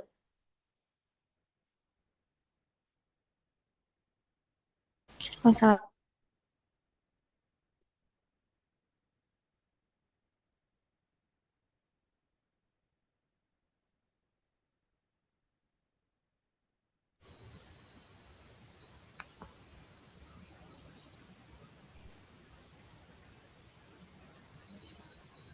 Okay, so hello Andi Rosia. Yes, Georgia. Okay, so how are you doing? I'm eager to deliver the speech, but I think temponya kali ya. Anything else that you will improve? Maybe I'm always to memorize the topic of my speech, but I can improve it. So because I understand the topic of my speech. Okay, so what do you think like the plus point in your performance? Maybe my gesture and my expressions to deliver my speech. Okay. Okay, thank you, Andi Rossi. Yes, I couldn't agree more with your feedback with your own self, by your own self. Yes, benar. Tadi mungkin ada beberapa mungkin kayak tempo gitu. Temponya mungkin udah kayak terlalu cepet gitu. Jadi apa ya, lebih harus ada benar-benar feeling di beberapa part yang harus dimainkan gitu. Kemudian poin plusnya juga di expression and intonation. Kemudian kalau masalah tempo tadi itu mungkin bisa lebih tenang dan apa ya, ada tambahkan feeling lagi gitu. So that you can be convincing, biar meyakinkan gitu. Jadi tadi bagus semuanya, kayak intonationnya, expression, gesture sudah bagus. Mungkin lebih diimprovisasi kayak apa ya? Lebih kayak lebih tenang dan memainkan rasa, itu aja. Jadi kayak kurang greget apa gitu ya. Tapi semuanya bagus, tapi kayak kurang greget gitu. Mungkin ada beberapa part yang harus kamu tambahkan feelingnya di situ. Thank you Oke, for you got that? judges. Oke, thank you, Andi Rosi. Oke, terima kasih untuk Kak Andi Rosi dan juga Kak Fahmi. Untuk peserta selanjutnya atas nama Amanda Peter, apakah sudah ada di Zoom? Siap, sudah ada ya. Oke. Untuk Kak Amanda Peter, waktunya 7 menit, dimulai dari sekarang ya, Kak. Alright, I'll start my speech in 3, 2, 1. Imagine this. A child in a remote Indonesian village sees the world through a glowing screen for the very first time. Learning English, coding, and science from free online platforms. At the very same moment, another child thousands of miles away is being forced to do Minecraft belt under dangerous condition to make that very same device possible. This is the paradox of innovation in our globalized world. A dazzling light that promises to brighten our future, yet casts shadows that swallow human dignity. Good morning, ladies and gentlemen. My name is Amanda Peter from Highfield Secondary School, Cirebon.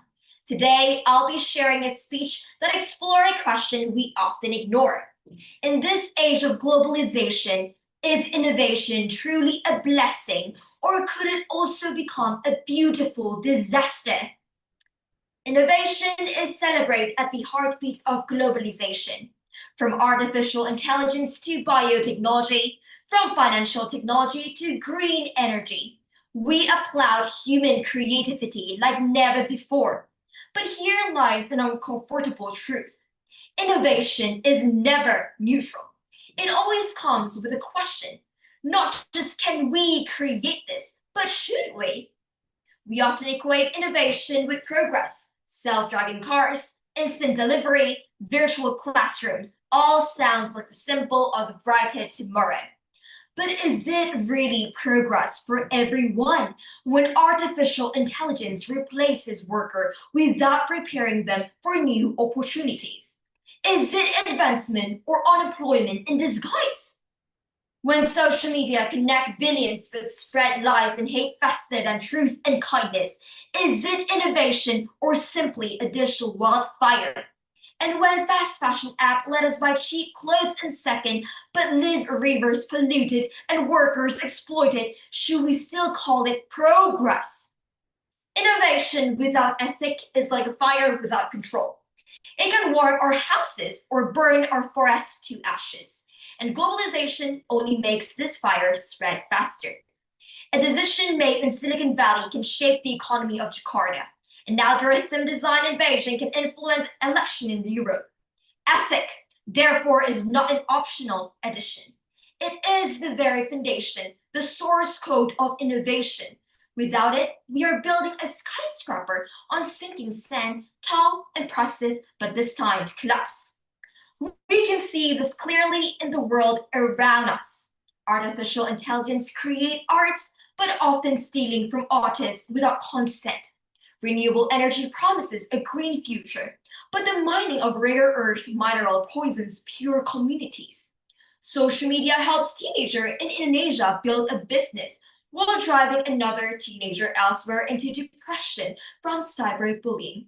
The same tools that empower can also exploit. These stories remind us one undeniable fact. Innovation always comes with a price tag.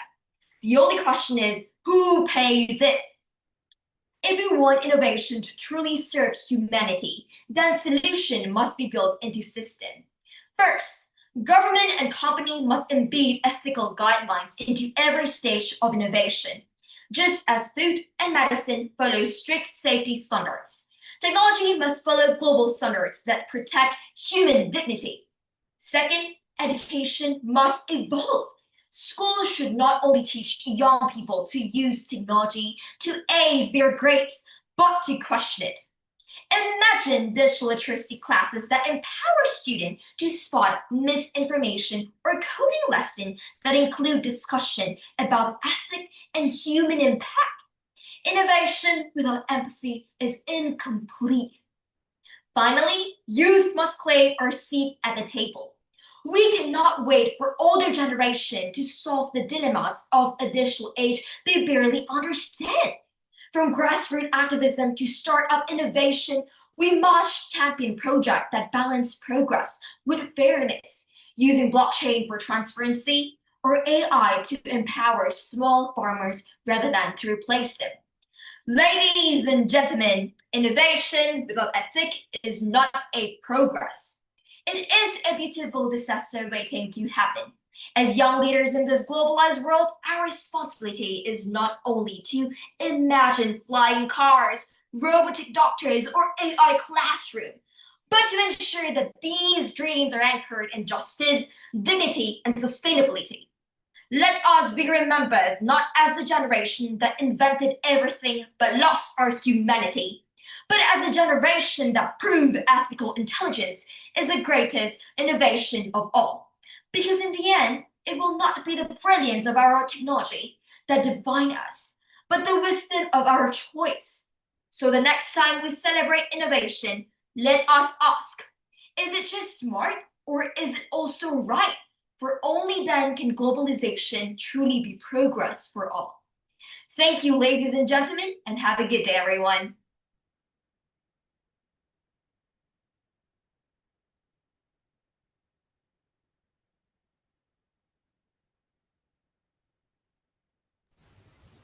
Okay, how are you doing, Amanda Peter?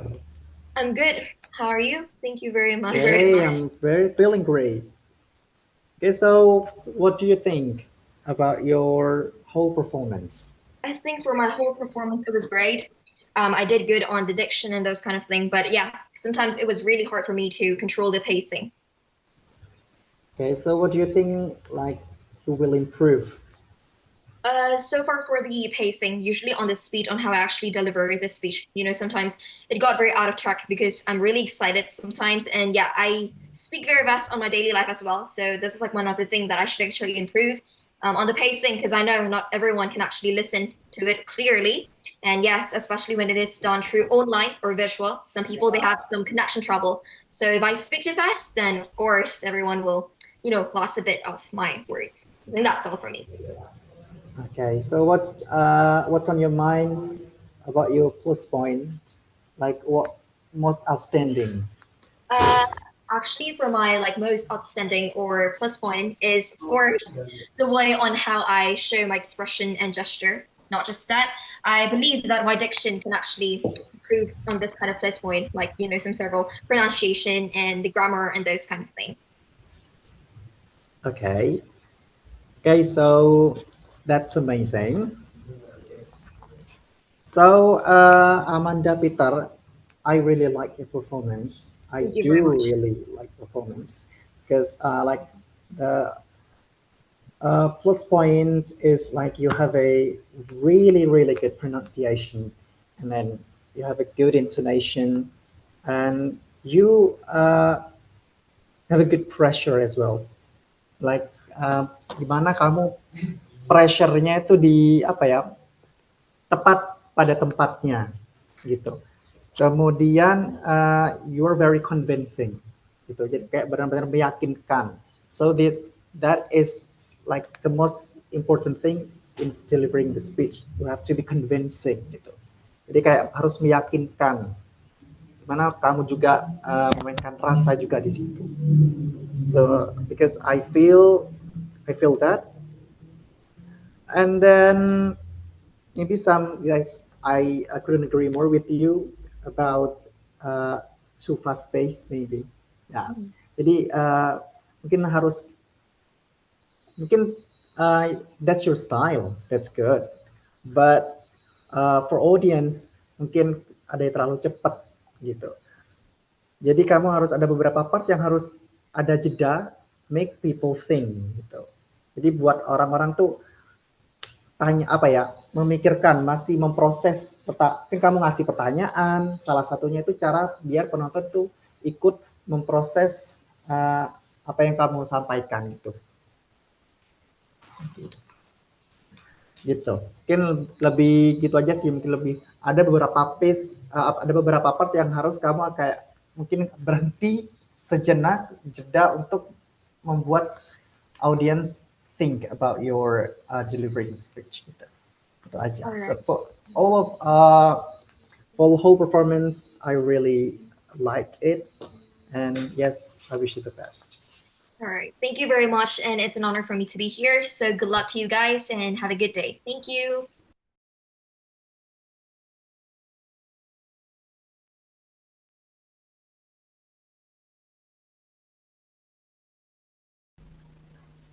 Oke, untuk peserta selanjutnya, atas nama Rahma Maulidina, apakah sudah ada di Zoom ya?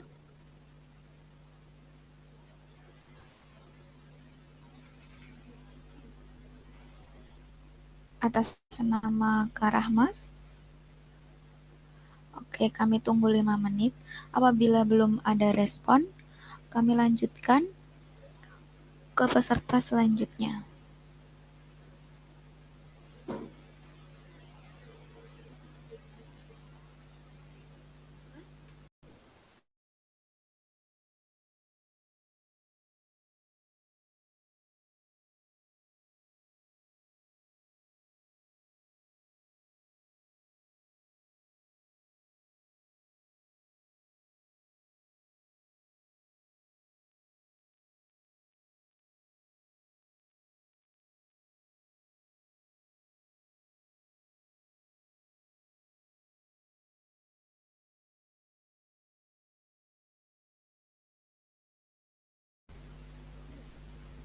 Untuk Karama Maulidina, apakah sudah ada di Zoom?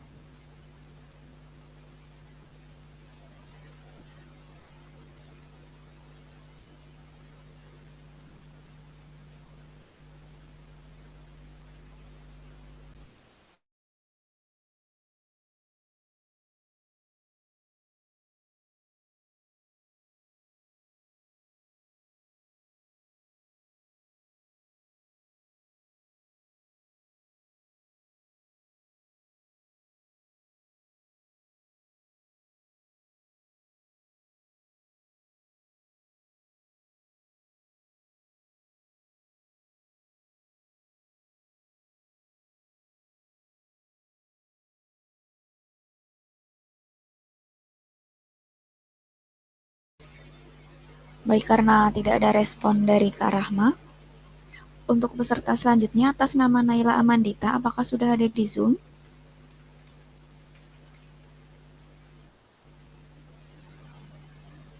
Sudah.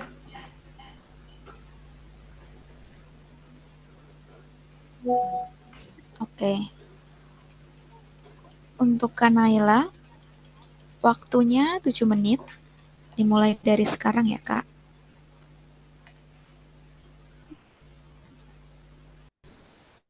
We can play a role of the youth in every problems. We can solve and participate for our nation. Education is the most powerful weapon which you can use to change the world. Assalamualaikum warahmatullahi wabarakatuh. Honorable judges and all audiences, good afternoon everyone. How are you today? I hope all of you are in good condition. It's an honor for me to standing here in front of you all to deliver my speech entitled Today a Learner, tomorrow a leader. Ladies and gentlemen, future leaders is essential because they will shape the direction of our society, even nation. They will be responsible to addressing global issues such as technology, environmental issues, and social inequality. Leaders who are visionary, ethical, and adaptable can make wise choices and bring transformation. But before being a group leader, the important is guiding ourselves. A great leadership is like building a house. Before we build the walls, we must lay a strong foundation. And the foundation is self-leadership. Let me ask you, how can we expect to lead others if we cannot lead ourselves? If we cannot manage our time, our emotions, and habit, how can we inspire people around us? A leadership without self-discipline may have authority, but they will lack of respect. When you hear the word leader, what comes to your mind? Perhaps some of you talk about president or someone who guided a team. But it's much deeper than that. A true leadership is not only about big names or position. Leadership is about influence, responsibility, and action. So the question is, how can we create a good leader for the future? The answer is through education. Education is fundamental to shaping the future leaders. Beyond providing academic skills, it develops critical thinking, decision-making skill, and strong moral compass. In the classroom, we learn about fairness, respect, and diversity to group work. This is the essence of leadership shaped by education. Ladies and gentlemen, but intelligence alone doesn't create a good leader. Because a good leader must have integrity. In the classroom, we learn about discipline by coming to our class on time, and we learn to be responsible by doing our assignments. In short, education prepares individuals with mindset, skills, and values to lead. Okay, ladies and gentlemen, let me share to you the story from our own country, Indonesia. Many of you may know Anies Baswedan, right? A respected educator, a great leader, and public speaker. Before he entered in politics, he dedicated much of his life to education. And you know what? One of his most remarkable initiatives was the founding of Indonesia Mengajar, or Indonesia Teaching.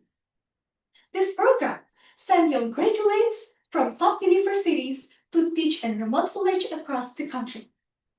What is the purpose? Because he believed that every child, no matter where are they born, deserves the same quality of education. Talk about leadership behind the idea. He was not just solving today's problem, but he was investing for the future. He also inspired the new generation to see teaching not only as a job, but a mission and passion to serve the nation. This is the essence of leadership shaped by education. Anies Baswedan's story shows us that true leader is not only use education for rise personally, but also to lead others. Every lesson we learn, every value we practice, and every challenge we overcome in education will shaping us into the future leaders. The spirit of leadership was born from the seeds of education, and it holds the power to change the world. Ladies and gentlemen, when we educated a child, we are not simply preparing them for tasks, but we are preparing them to contribute, to lead, and make changes. Because the purpose of education is not only make a living, but also make a life. To grow intellectually, morally, socially, and emotionally so we can contribute meaningfully to the world. Through education, a leader not only inspires people, but also produces a new leader. And last, my message to my friends.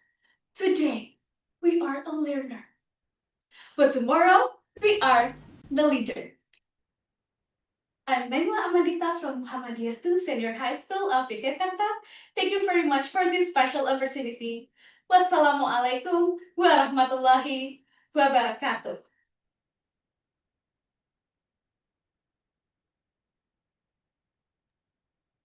Waalaikumsalam warahmatullahi wabarakatuh.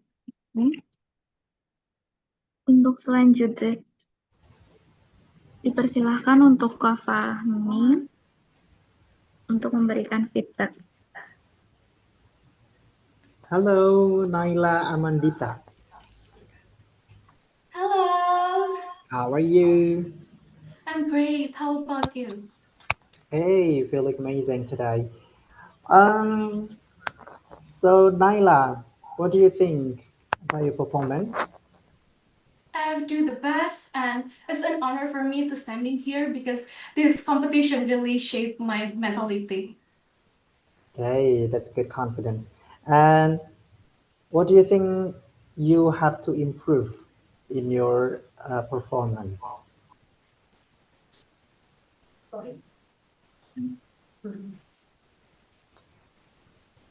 Sorry, Tejas, can you repeat the question? Okay, so what do you think you have to improve? Would you? I need to improve my intonation, also my gesture. Anything else? Okay, no? Okay. So, Naila,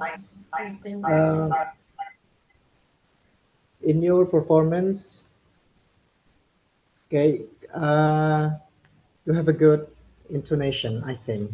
You have a good intonation and expression as well.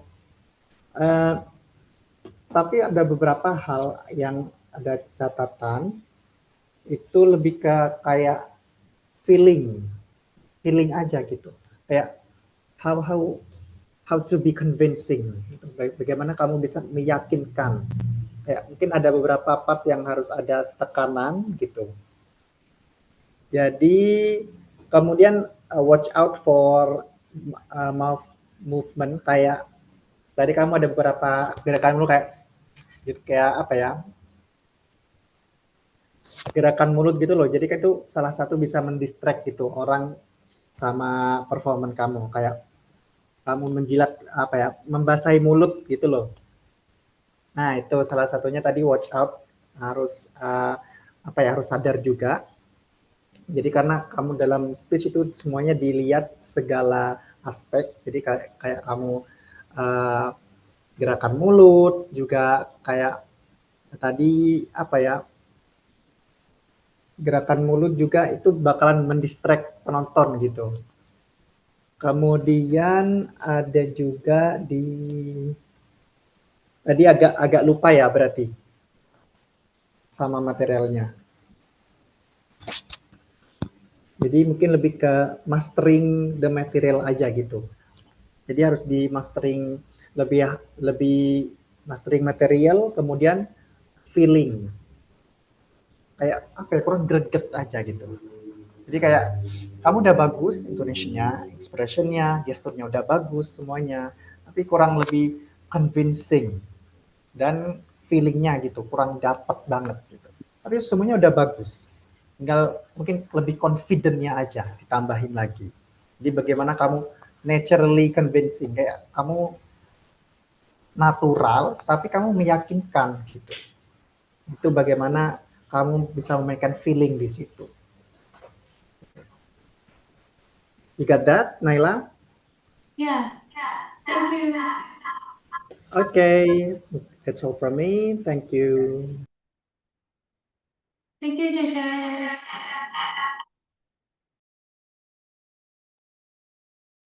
Ya, terima kasih untuk Kak Naila dan juga Kak Fahmi. Untuk peserta selanjutnya atas nama Deon Emerald, apakah sudah ada di Zoom?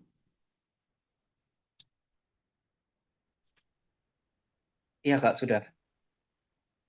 Oke, untuk waktunya 7 menit ya Kak ya, dimulai dari sekarang.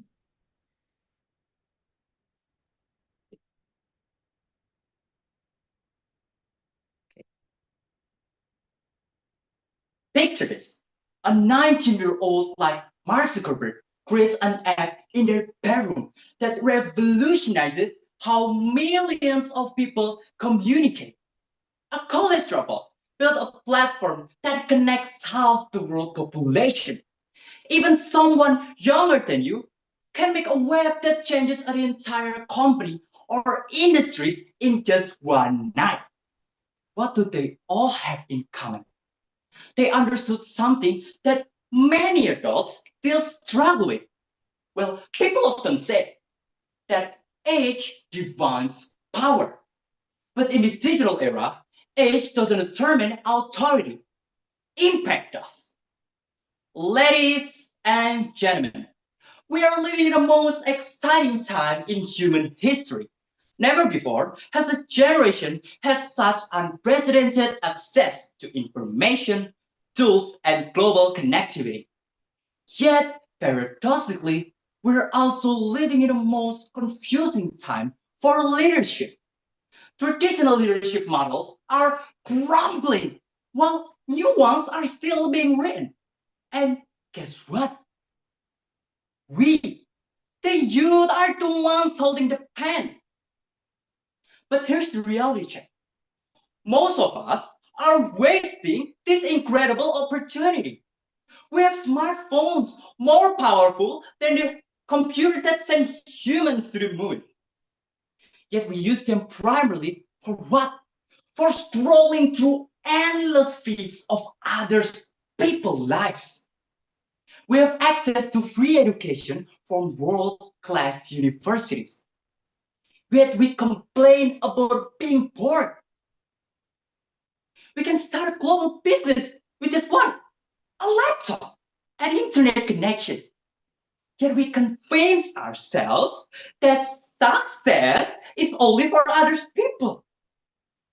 Let me give you some real example of what I mean, especially with what's happening right now in Indonesia.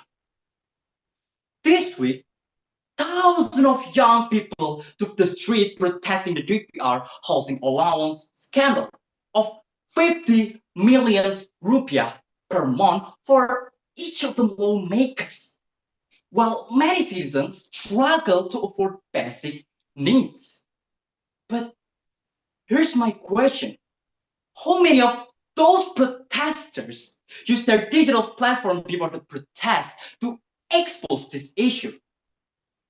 How many created content to educate others about government transparency? How many built digital solutions to track government spending? Almost none of them. Like, we're living in an era where a single tweet can spark global movements, where a YouTube video can educate millions, where an Instagram post can raise funds for disaster relief. Yet, we can be the leaders what we need now.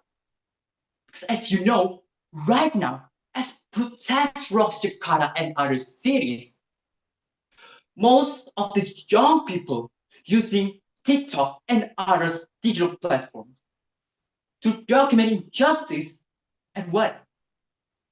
They demand accountability. Yet, most of us remain passive consumers instead of active creators and leaders, waiting for crisis to force us into action instead of preventing them through consistent digital advocacy. The digital era has given us superpowers. We feel strong. We have the powers. But with great power comes great responsibility. Traditional leadership has to work within existing systems and hierarchies. We don't. We have the power. We can create our own platforms, build our own audiences, and solve problems that previous generation can even identify. This is where speaking boldly becomes crucial in our digital leadership. But here's what separates digital leaders from digital followers: having the courage to voice solutions over complaints, to share authentic purposes over manufactured popularity, to create meaningful impact over meaningless likes. Real youth leaders in this digital era didn't just go viral, they go vital. They didn't just lead the trend, they transform. They speak boldly about an issue that matters and rise stronger from every digital challenges. Look at Greta Thunberg, who turned her school strike into a global climate movement. With what? Using nothing but social media and her authentic passion. Look at Malala Yousafzai, who used digital platform to amplify her message about education rights worldwide. Well, even look at our young Indonesian entrepreneurs who build unicorn companies like Gojek and Tokopedia that solve real problems for millions of people in the world. As youth Indonesian, we carry responsibilities to innovate. And also, as a young people in Indonesia, working towards 2045, we have a unique opportunity.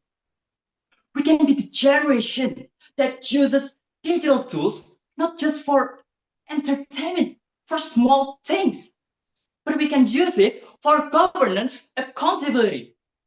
We can be the leader who creates transparency platforms to monitor those lawmakers, to monitor governance spending, who builds apps that can report corruption, who uses social media not only just to protest when something goes wrong, but to prevent it from going wrong in the first place. Halo Kak Dion, untuk waktunya sudah habis ya, 7 menit. Okay. Well, that's all from me. Thank you so much for your attention. Thank you so much for the esteemed judge, and thank you for everyone that listened. I'm Dion signing out. Oke, terima kasih Kak Dion atas penampilannya. Untuk selanjutnya, dari Kak Fahmi boleh memberikan feedback. Hello, Dion Emerald Wijaya. How are you? I'm feeling great after delivering my speech. Well, also a little sad because time went up before I could finish my speech like that. Okay, so what do you think, like the plus point in your performance? First of all, I want to be proud of myself. I'm giving the best in this speech. And well, if you're asking about the plus points, maybe like I'm good at delivering what my main point is, that to speak fully and be the leadership in Indonesia, like that. Okay, and then is there anything that you have to improve? Well, of course, so many things. First, the pacing. First of all, because I want to be proud of myself from going to this far, but I know that I can be better at this. So maybe I need a little practices, and then I can be more perfect like that. But well, for my weaknesses this day, I got forgetting some parts and some things, and need to improvise then ends up for me to run out of time like that. And later, I want to improve my gestures and expressions because, well, I'm lacking of gestures in this speech, I think, like that. Okay, that's good, Dion. Uh, for me, you have a good, really good performance because you have a pressure. You're convincing enough. Cukup meyakinkan, and then you have good intonation. Maybe something that you have to improve is like you have to play more expression in your face gitu. Jadi lebih kayak memainkan bagaimana sih mimik expression yang lebih apa ya, yang lebih flexible gitu. Kemudian mungkin itu aja sih, udah bagus kayak pressure you convincing enough. Jadi kamu udah pressure-nya bagus, feeling-nya udah mulai dapat, intonation-nya udah juga bagus banget. Ya itu cuma expression, cuma lebih apa ya? Dimana kamu lebih expression-nya tuh lebih gimana ya? Kurang greget expression-nya. Itu aja. Tapi kalau secara intonation semuanya udah good, great gitu. Cuma itu aja menurut saya. Oke. Okay. Thank you, Kata Mr. Dion. Yeah. Thank you. Oke, terima kasih untuk kehadiran atas penampilan dan juga Kak Fahmi. Untuk peserta selanjutnya, Kak Josephine Precious, apakah sudah ada di Zoom? Sudah Kak, bentar ya saya ganti wifi saya. Oke, Kak Josephine, waktunya 7 menit dimulai dari sekarang ya Kak. Okay, everyone hurry up. Let me ask you one quick question, and you can type in the chat your answer. Would you rather be a boss or a leader? Now, on any other normal day, I would start my speech by telling you how nice the weather is or small talking to you. But let's be honest, these days have not been normal days in Indonesia. Chaos arises as the people who are supposed to be representing us are actually silencing us. Not to mention the few parliament members who secured a seat straight out of high school. Meanwhile, ordinary workers in Indonesia have to acquire at least a college degree just to compete in this great demographic. Now, I'm sure all of you would like to be leaders. And I can tell why. Leaders strive for long-term outcome and focuses on the journey, caring for their community. But a boss strives for short-term outcome and only care about the destination. Now, I am here today to bring up a topic that resonated with me in an instant while reading through the guidebook: the role of education in shaping future leaders. Of course, we cannot appreciate anything that we do not know just yet. So, according to UNESCO, education is the process of acquiring skills, of acquiring values that works to raise men and women to better quality of life. Now, so let's dive in at how education can define our future global leaders. In a world where nepotism often provides the keys to the city, the keys to every room, and often serves as the front face of a country, it may be hard to believe that education actually creates impact.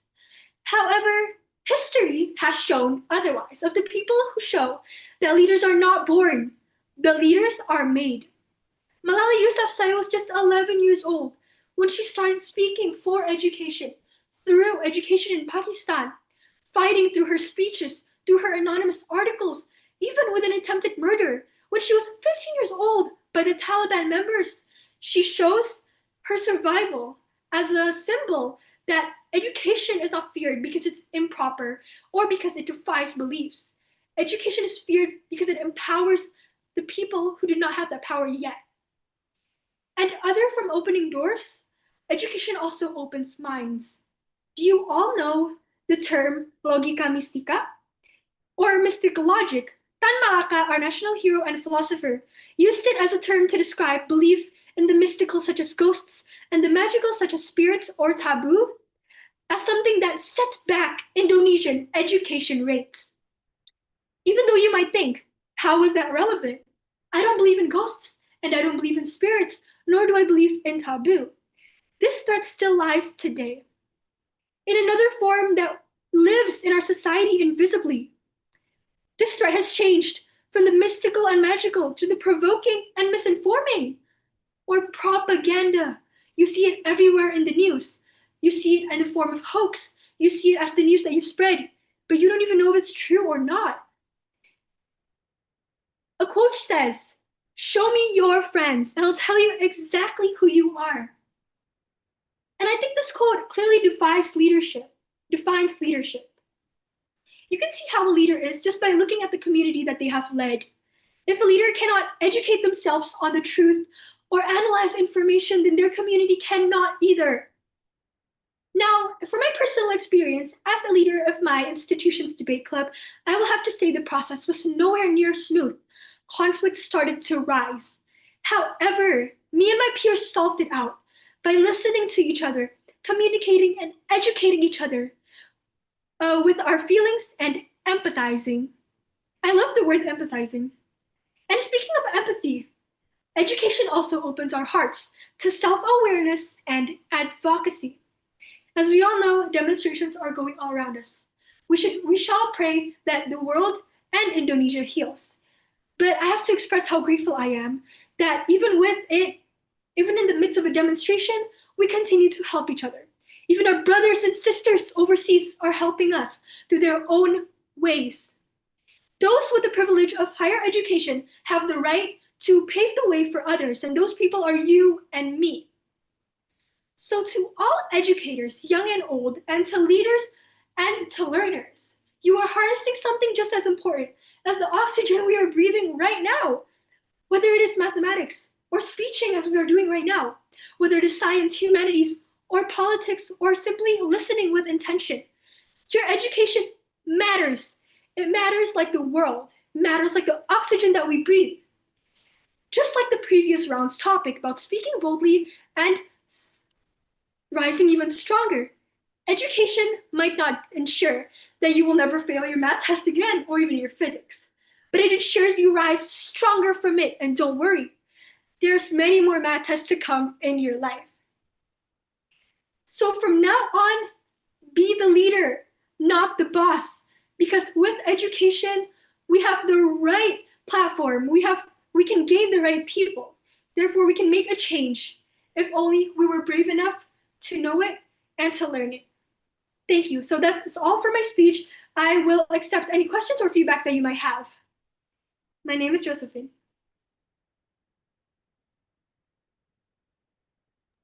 Oke, terima kasih Kak Josephine atas penampilannya. Untuk selanjutnya, dipersilakan untuk juri memberikan feedback. Hello, Josephine Precious Hi. Alexander. Hello, how are you? I'm great. How are you? Okay, I'm beyond amazing. So, how is your performance in your mind? Well, I think it was great. However, since I wasn't able to view my pacing or my time as I couldn't see the clock, it was sort of hard for me to do the introduction because I always try to include interaction with the audience in my speech. However, I don't think it went as expected because no one answered if they wanted to be a leader or a boss through chat. However, I'm pretty sure all of us want to be leaders. So I would say my performance is enough, and I would say I have done great. Okay, amazing. And what do you think like the most outstanding part in your performance? Most outstanding thing? I think my most outstanding thing would, I have to say substance and chronological order in my speech. I think I have made my speech, including the substance with intention. I made it to be understood well, and I made it into parts. Like I said, 3 parts: education opening doors, minds, and hearts. So I think that would be the most noticeable thing. And an advantage of my speech. Okay.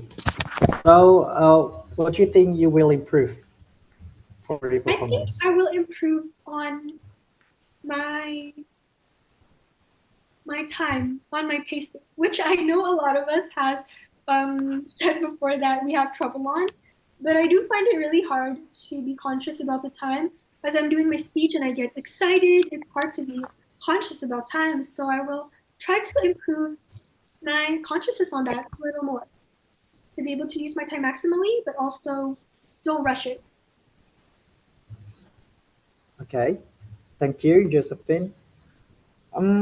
For me, you really did great in your performance because you are really convincing, and then you speak naturally. You speak naturally. Jadi, something that really important in speech is like how you convincing the people, and then how the people relates to your idea. Jadi bagaimana kayak kamu natural banget gitu ngomongnya, dan meyakinkan. Kemudian I don't have many notes in your uh, whole performance. I don't really like have notes for technical thing like expression, like gesture or intonation. I think you did great.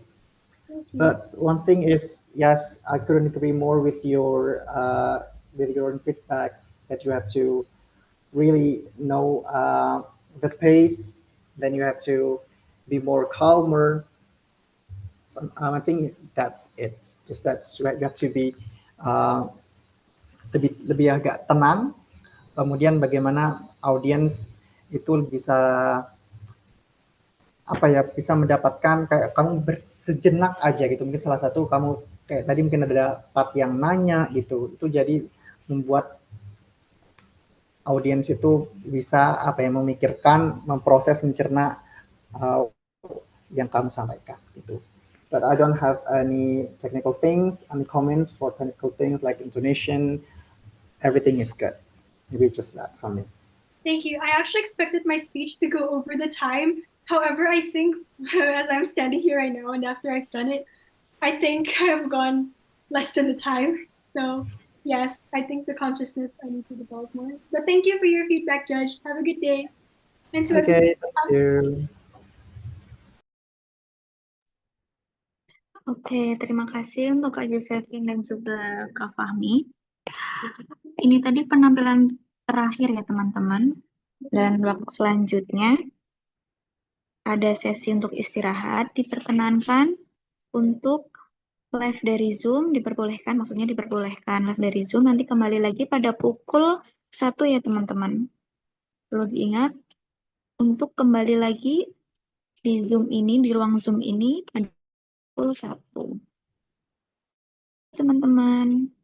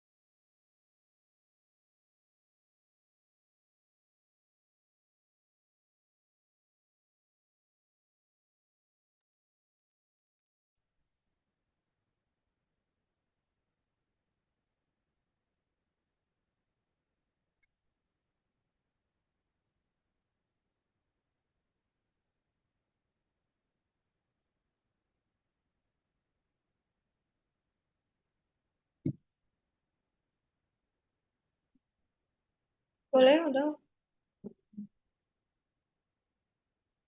Iya. One cam berarti ya? Ya udah lihat kan.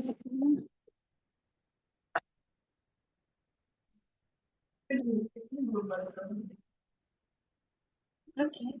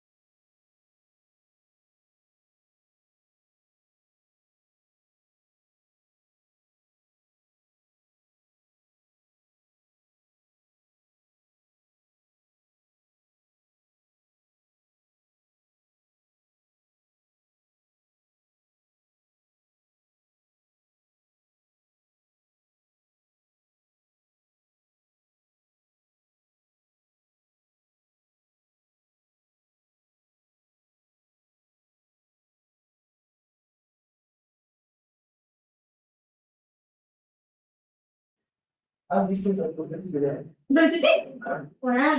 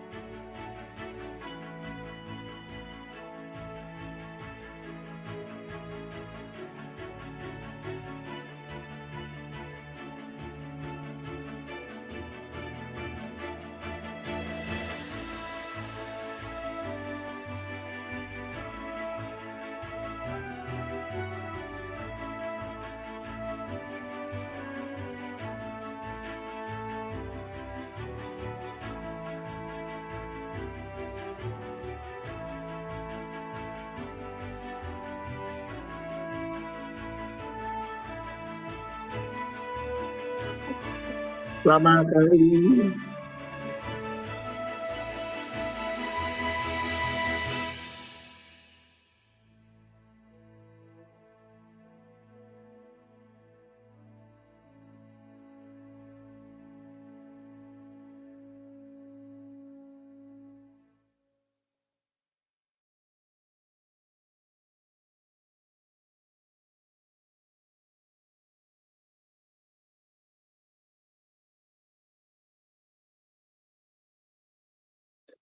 That's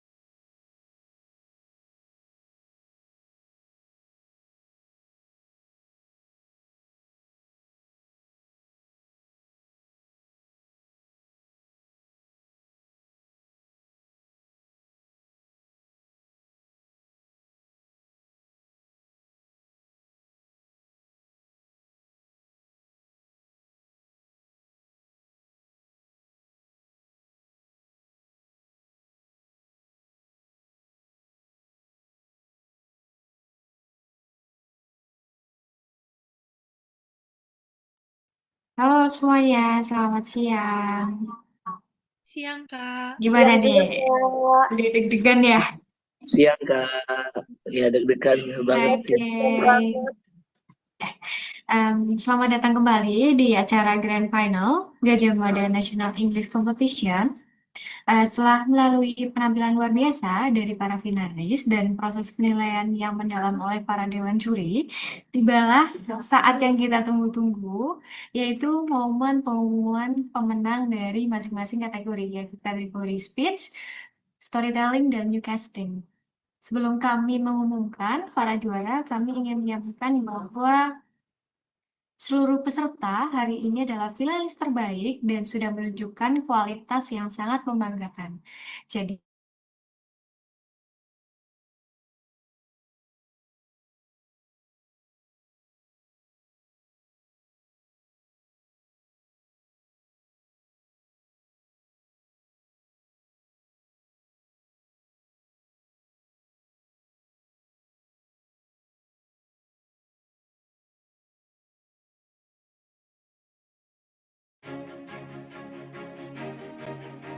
tiba saatnya pengumuman ya guys.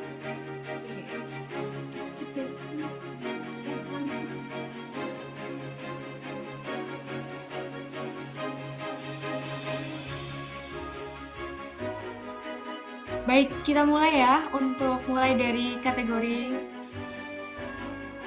speech. Untuk kategorinya itu ada juaranya itu ada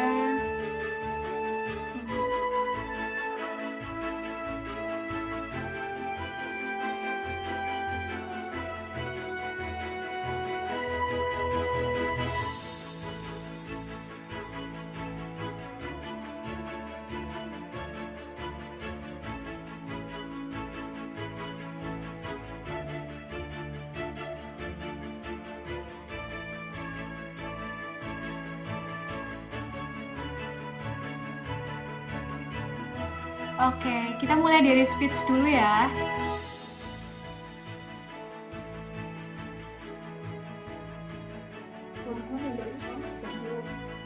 Baik. Oke, untuk kategori speech, kontes juara 1, siapa ya kira-kira? Oke, untuk juara speech kontes juara 1 adalah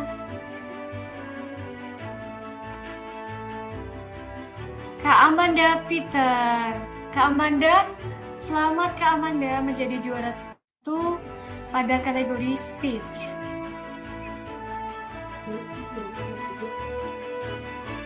Oke, kita lanjut lagi ke juara 2 speech contest.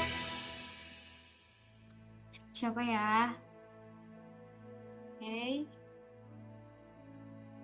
Untuk juara speech contest adalah Kak Nazwa Kamila Zain.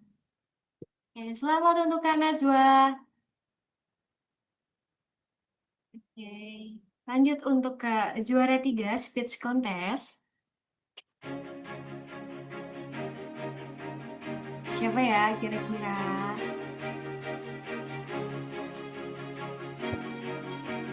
Ya. Untuk juara speech contest, juara 3 adalah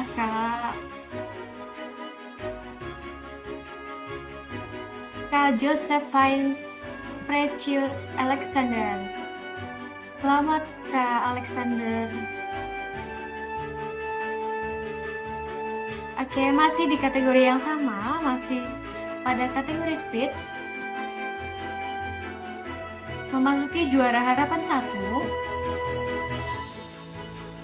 Pada kategori speech adalah Kak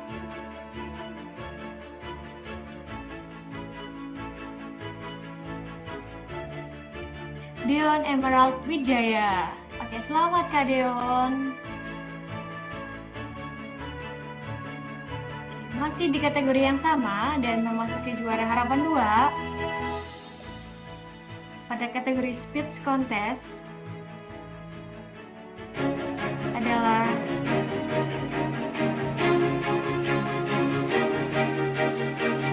Kak Zalva Kailuna Sekar Pabayu.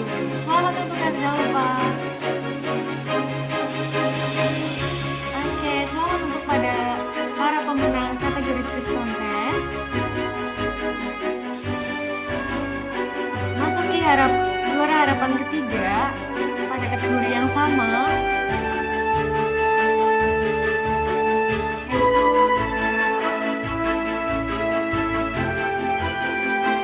Rizkita Aurta Enter Priscilla Isnaini.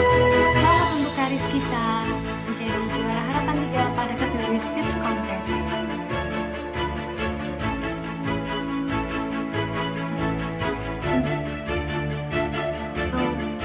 Speech contest sudah selesai. Untuk juara umum dan juara harapannya, kita akan memasuki pada kategori newcast. Juara umum untuk juara 1 kategori newcast contest adalah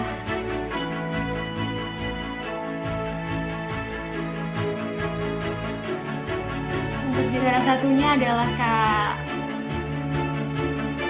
Jessica Hester Sumampau. Oke, selamat untuk Kak Jessica menjadi juara 1 pada kategori newcast.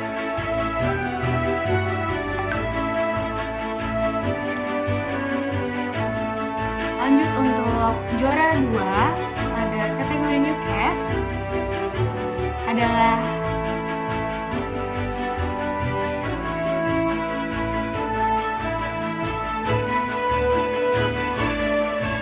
Kak Putri Syura Ismaraisya. Oke, selamat untuk Kak Putri Syura. Oke, memasuki untuk juara 3.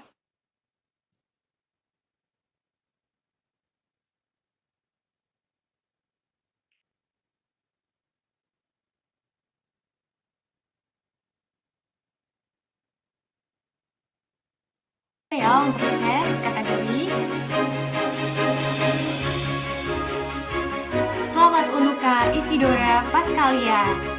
Selamat Kak Isidora menjadi juara 3 pada kategori Newcast. Memasuki juara harapan pada kategori Newcast, juara harapan 1 mengucapkan selamat kepada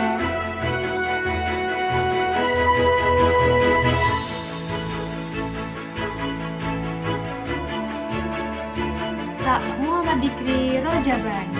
Selamat untuk Kak Muhammad Dikri menjadi juara harapan 1 pada kategori Newcast.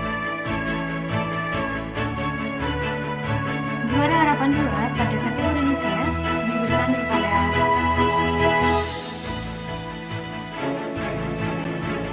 selamat untuk Kak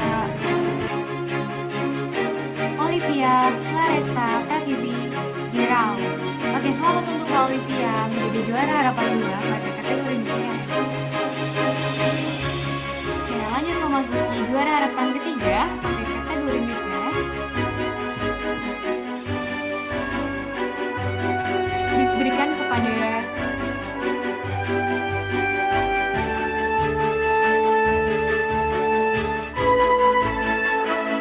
Kak Kinan Sekar Anindya. Selamat Kak Sekar jadi juara harapan ketiga pada kategori Newcast. Selamat untuk para pemenang kategori Newcast. Memasuki untuk kategori storytelling. Untuk juara 1 kategori storytelling diberikan kepada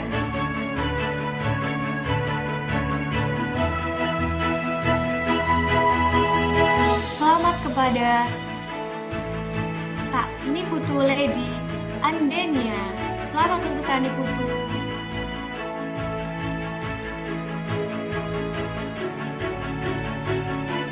Lanjut memasuki juara 2 pada kategori storytelling.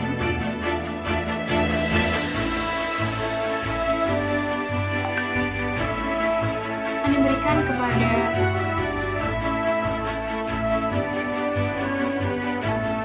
selamat untuk Kak Afrilia Diva Candini menjadi juara 2 storytelling. Selamat untuk Kak Afrilia. Memasuki juara 3 pada kategori storytelling akan diberikan kepada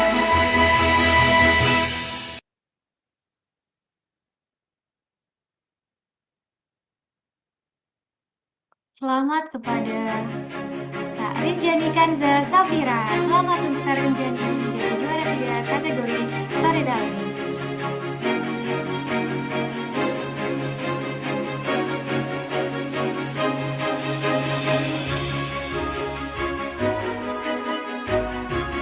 Untuk memasuki juara harapan 1 pada kategori storytelling diberikan kepada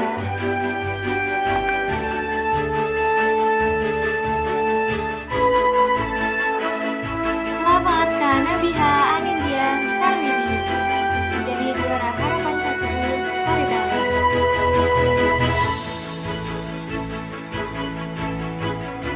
Memasuki juara harapan 2 storytelling akan diberikan kepada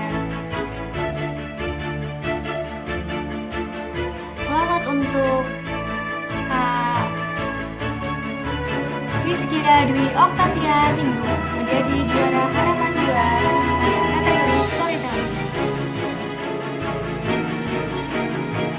Memasuki juara harapan 3 pada kategori storytelling. Kategori terakhir dan juara terakhir akan diberikan kepada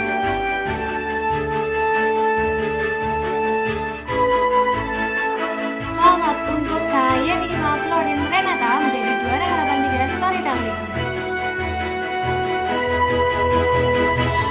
Selamat untuk para pemenang pada kategori speech, newscast, dan storytelling.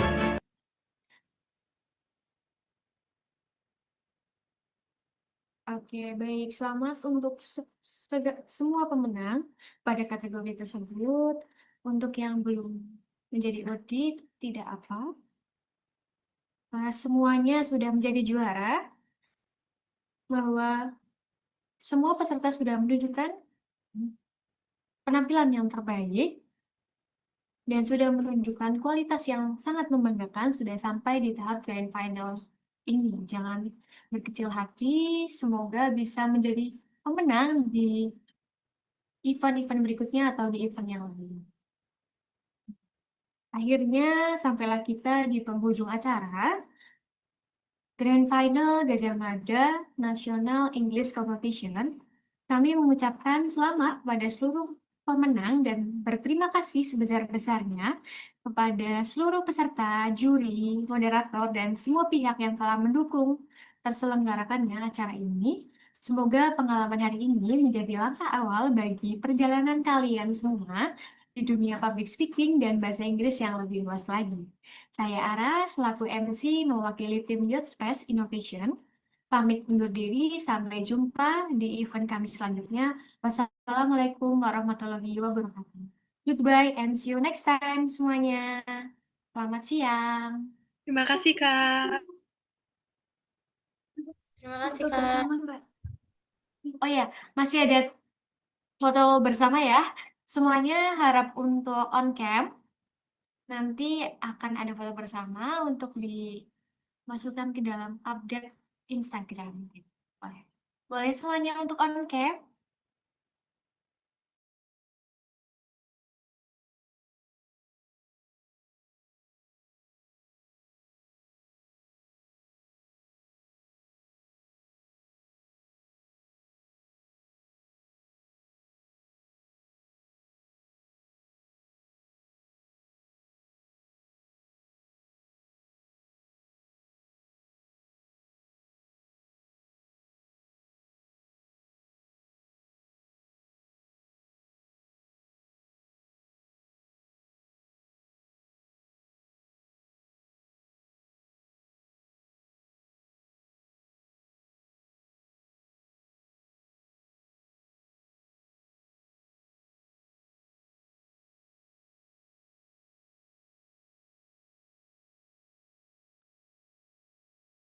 Mulai dari kategori speech ya. Untuk kategori speech apakah sudah siap? Oke. Gaya formal terlebih dahulu ya. 1, 2, 3. Oke. Satu kali lagi ya untuk gaya bebasnya. Boleh. 1, 2, 3. Oke, baik. Terima kasih banyak untuk kategori speech. Lanjut ke kategori newscast. Apakah sudah siap? Oke, kita mulai ya. 1, 2, 3.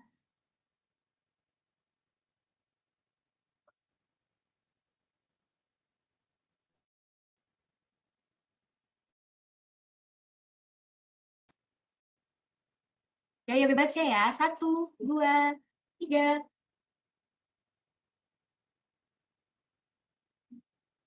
Oke, kita masuk ke kategori storytelling ya. Mulai dulu gaya formalnya. 1, 2, 3. Oke. Mulai satu kali lagi untuk yang formal. Oke. 1, 2, 3.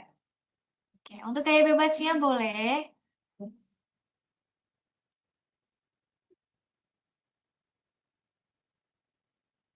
Kita mulai ya. 1, 2, 3.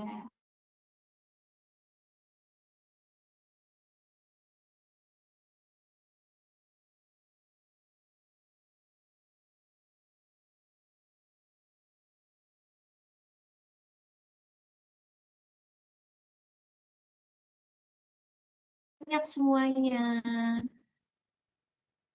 bisa langsung memindahkan Zoom meeting ya. Terima kasih semuanya. Terima kasih kembali, Kak. Ya, terima kasih. Terima Semoga kasih bisa banyak banyak, Kak. kesempatan dan bertemu di lain waktu ya. Goodbye. See you. Bye-bye all. Terima kasih, Kak. Assalamualaikum.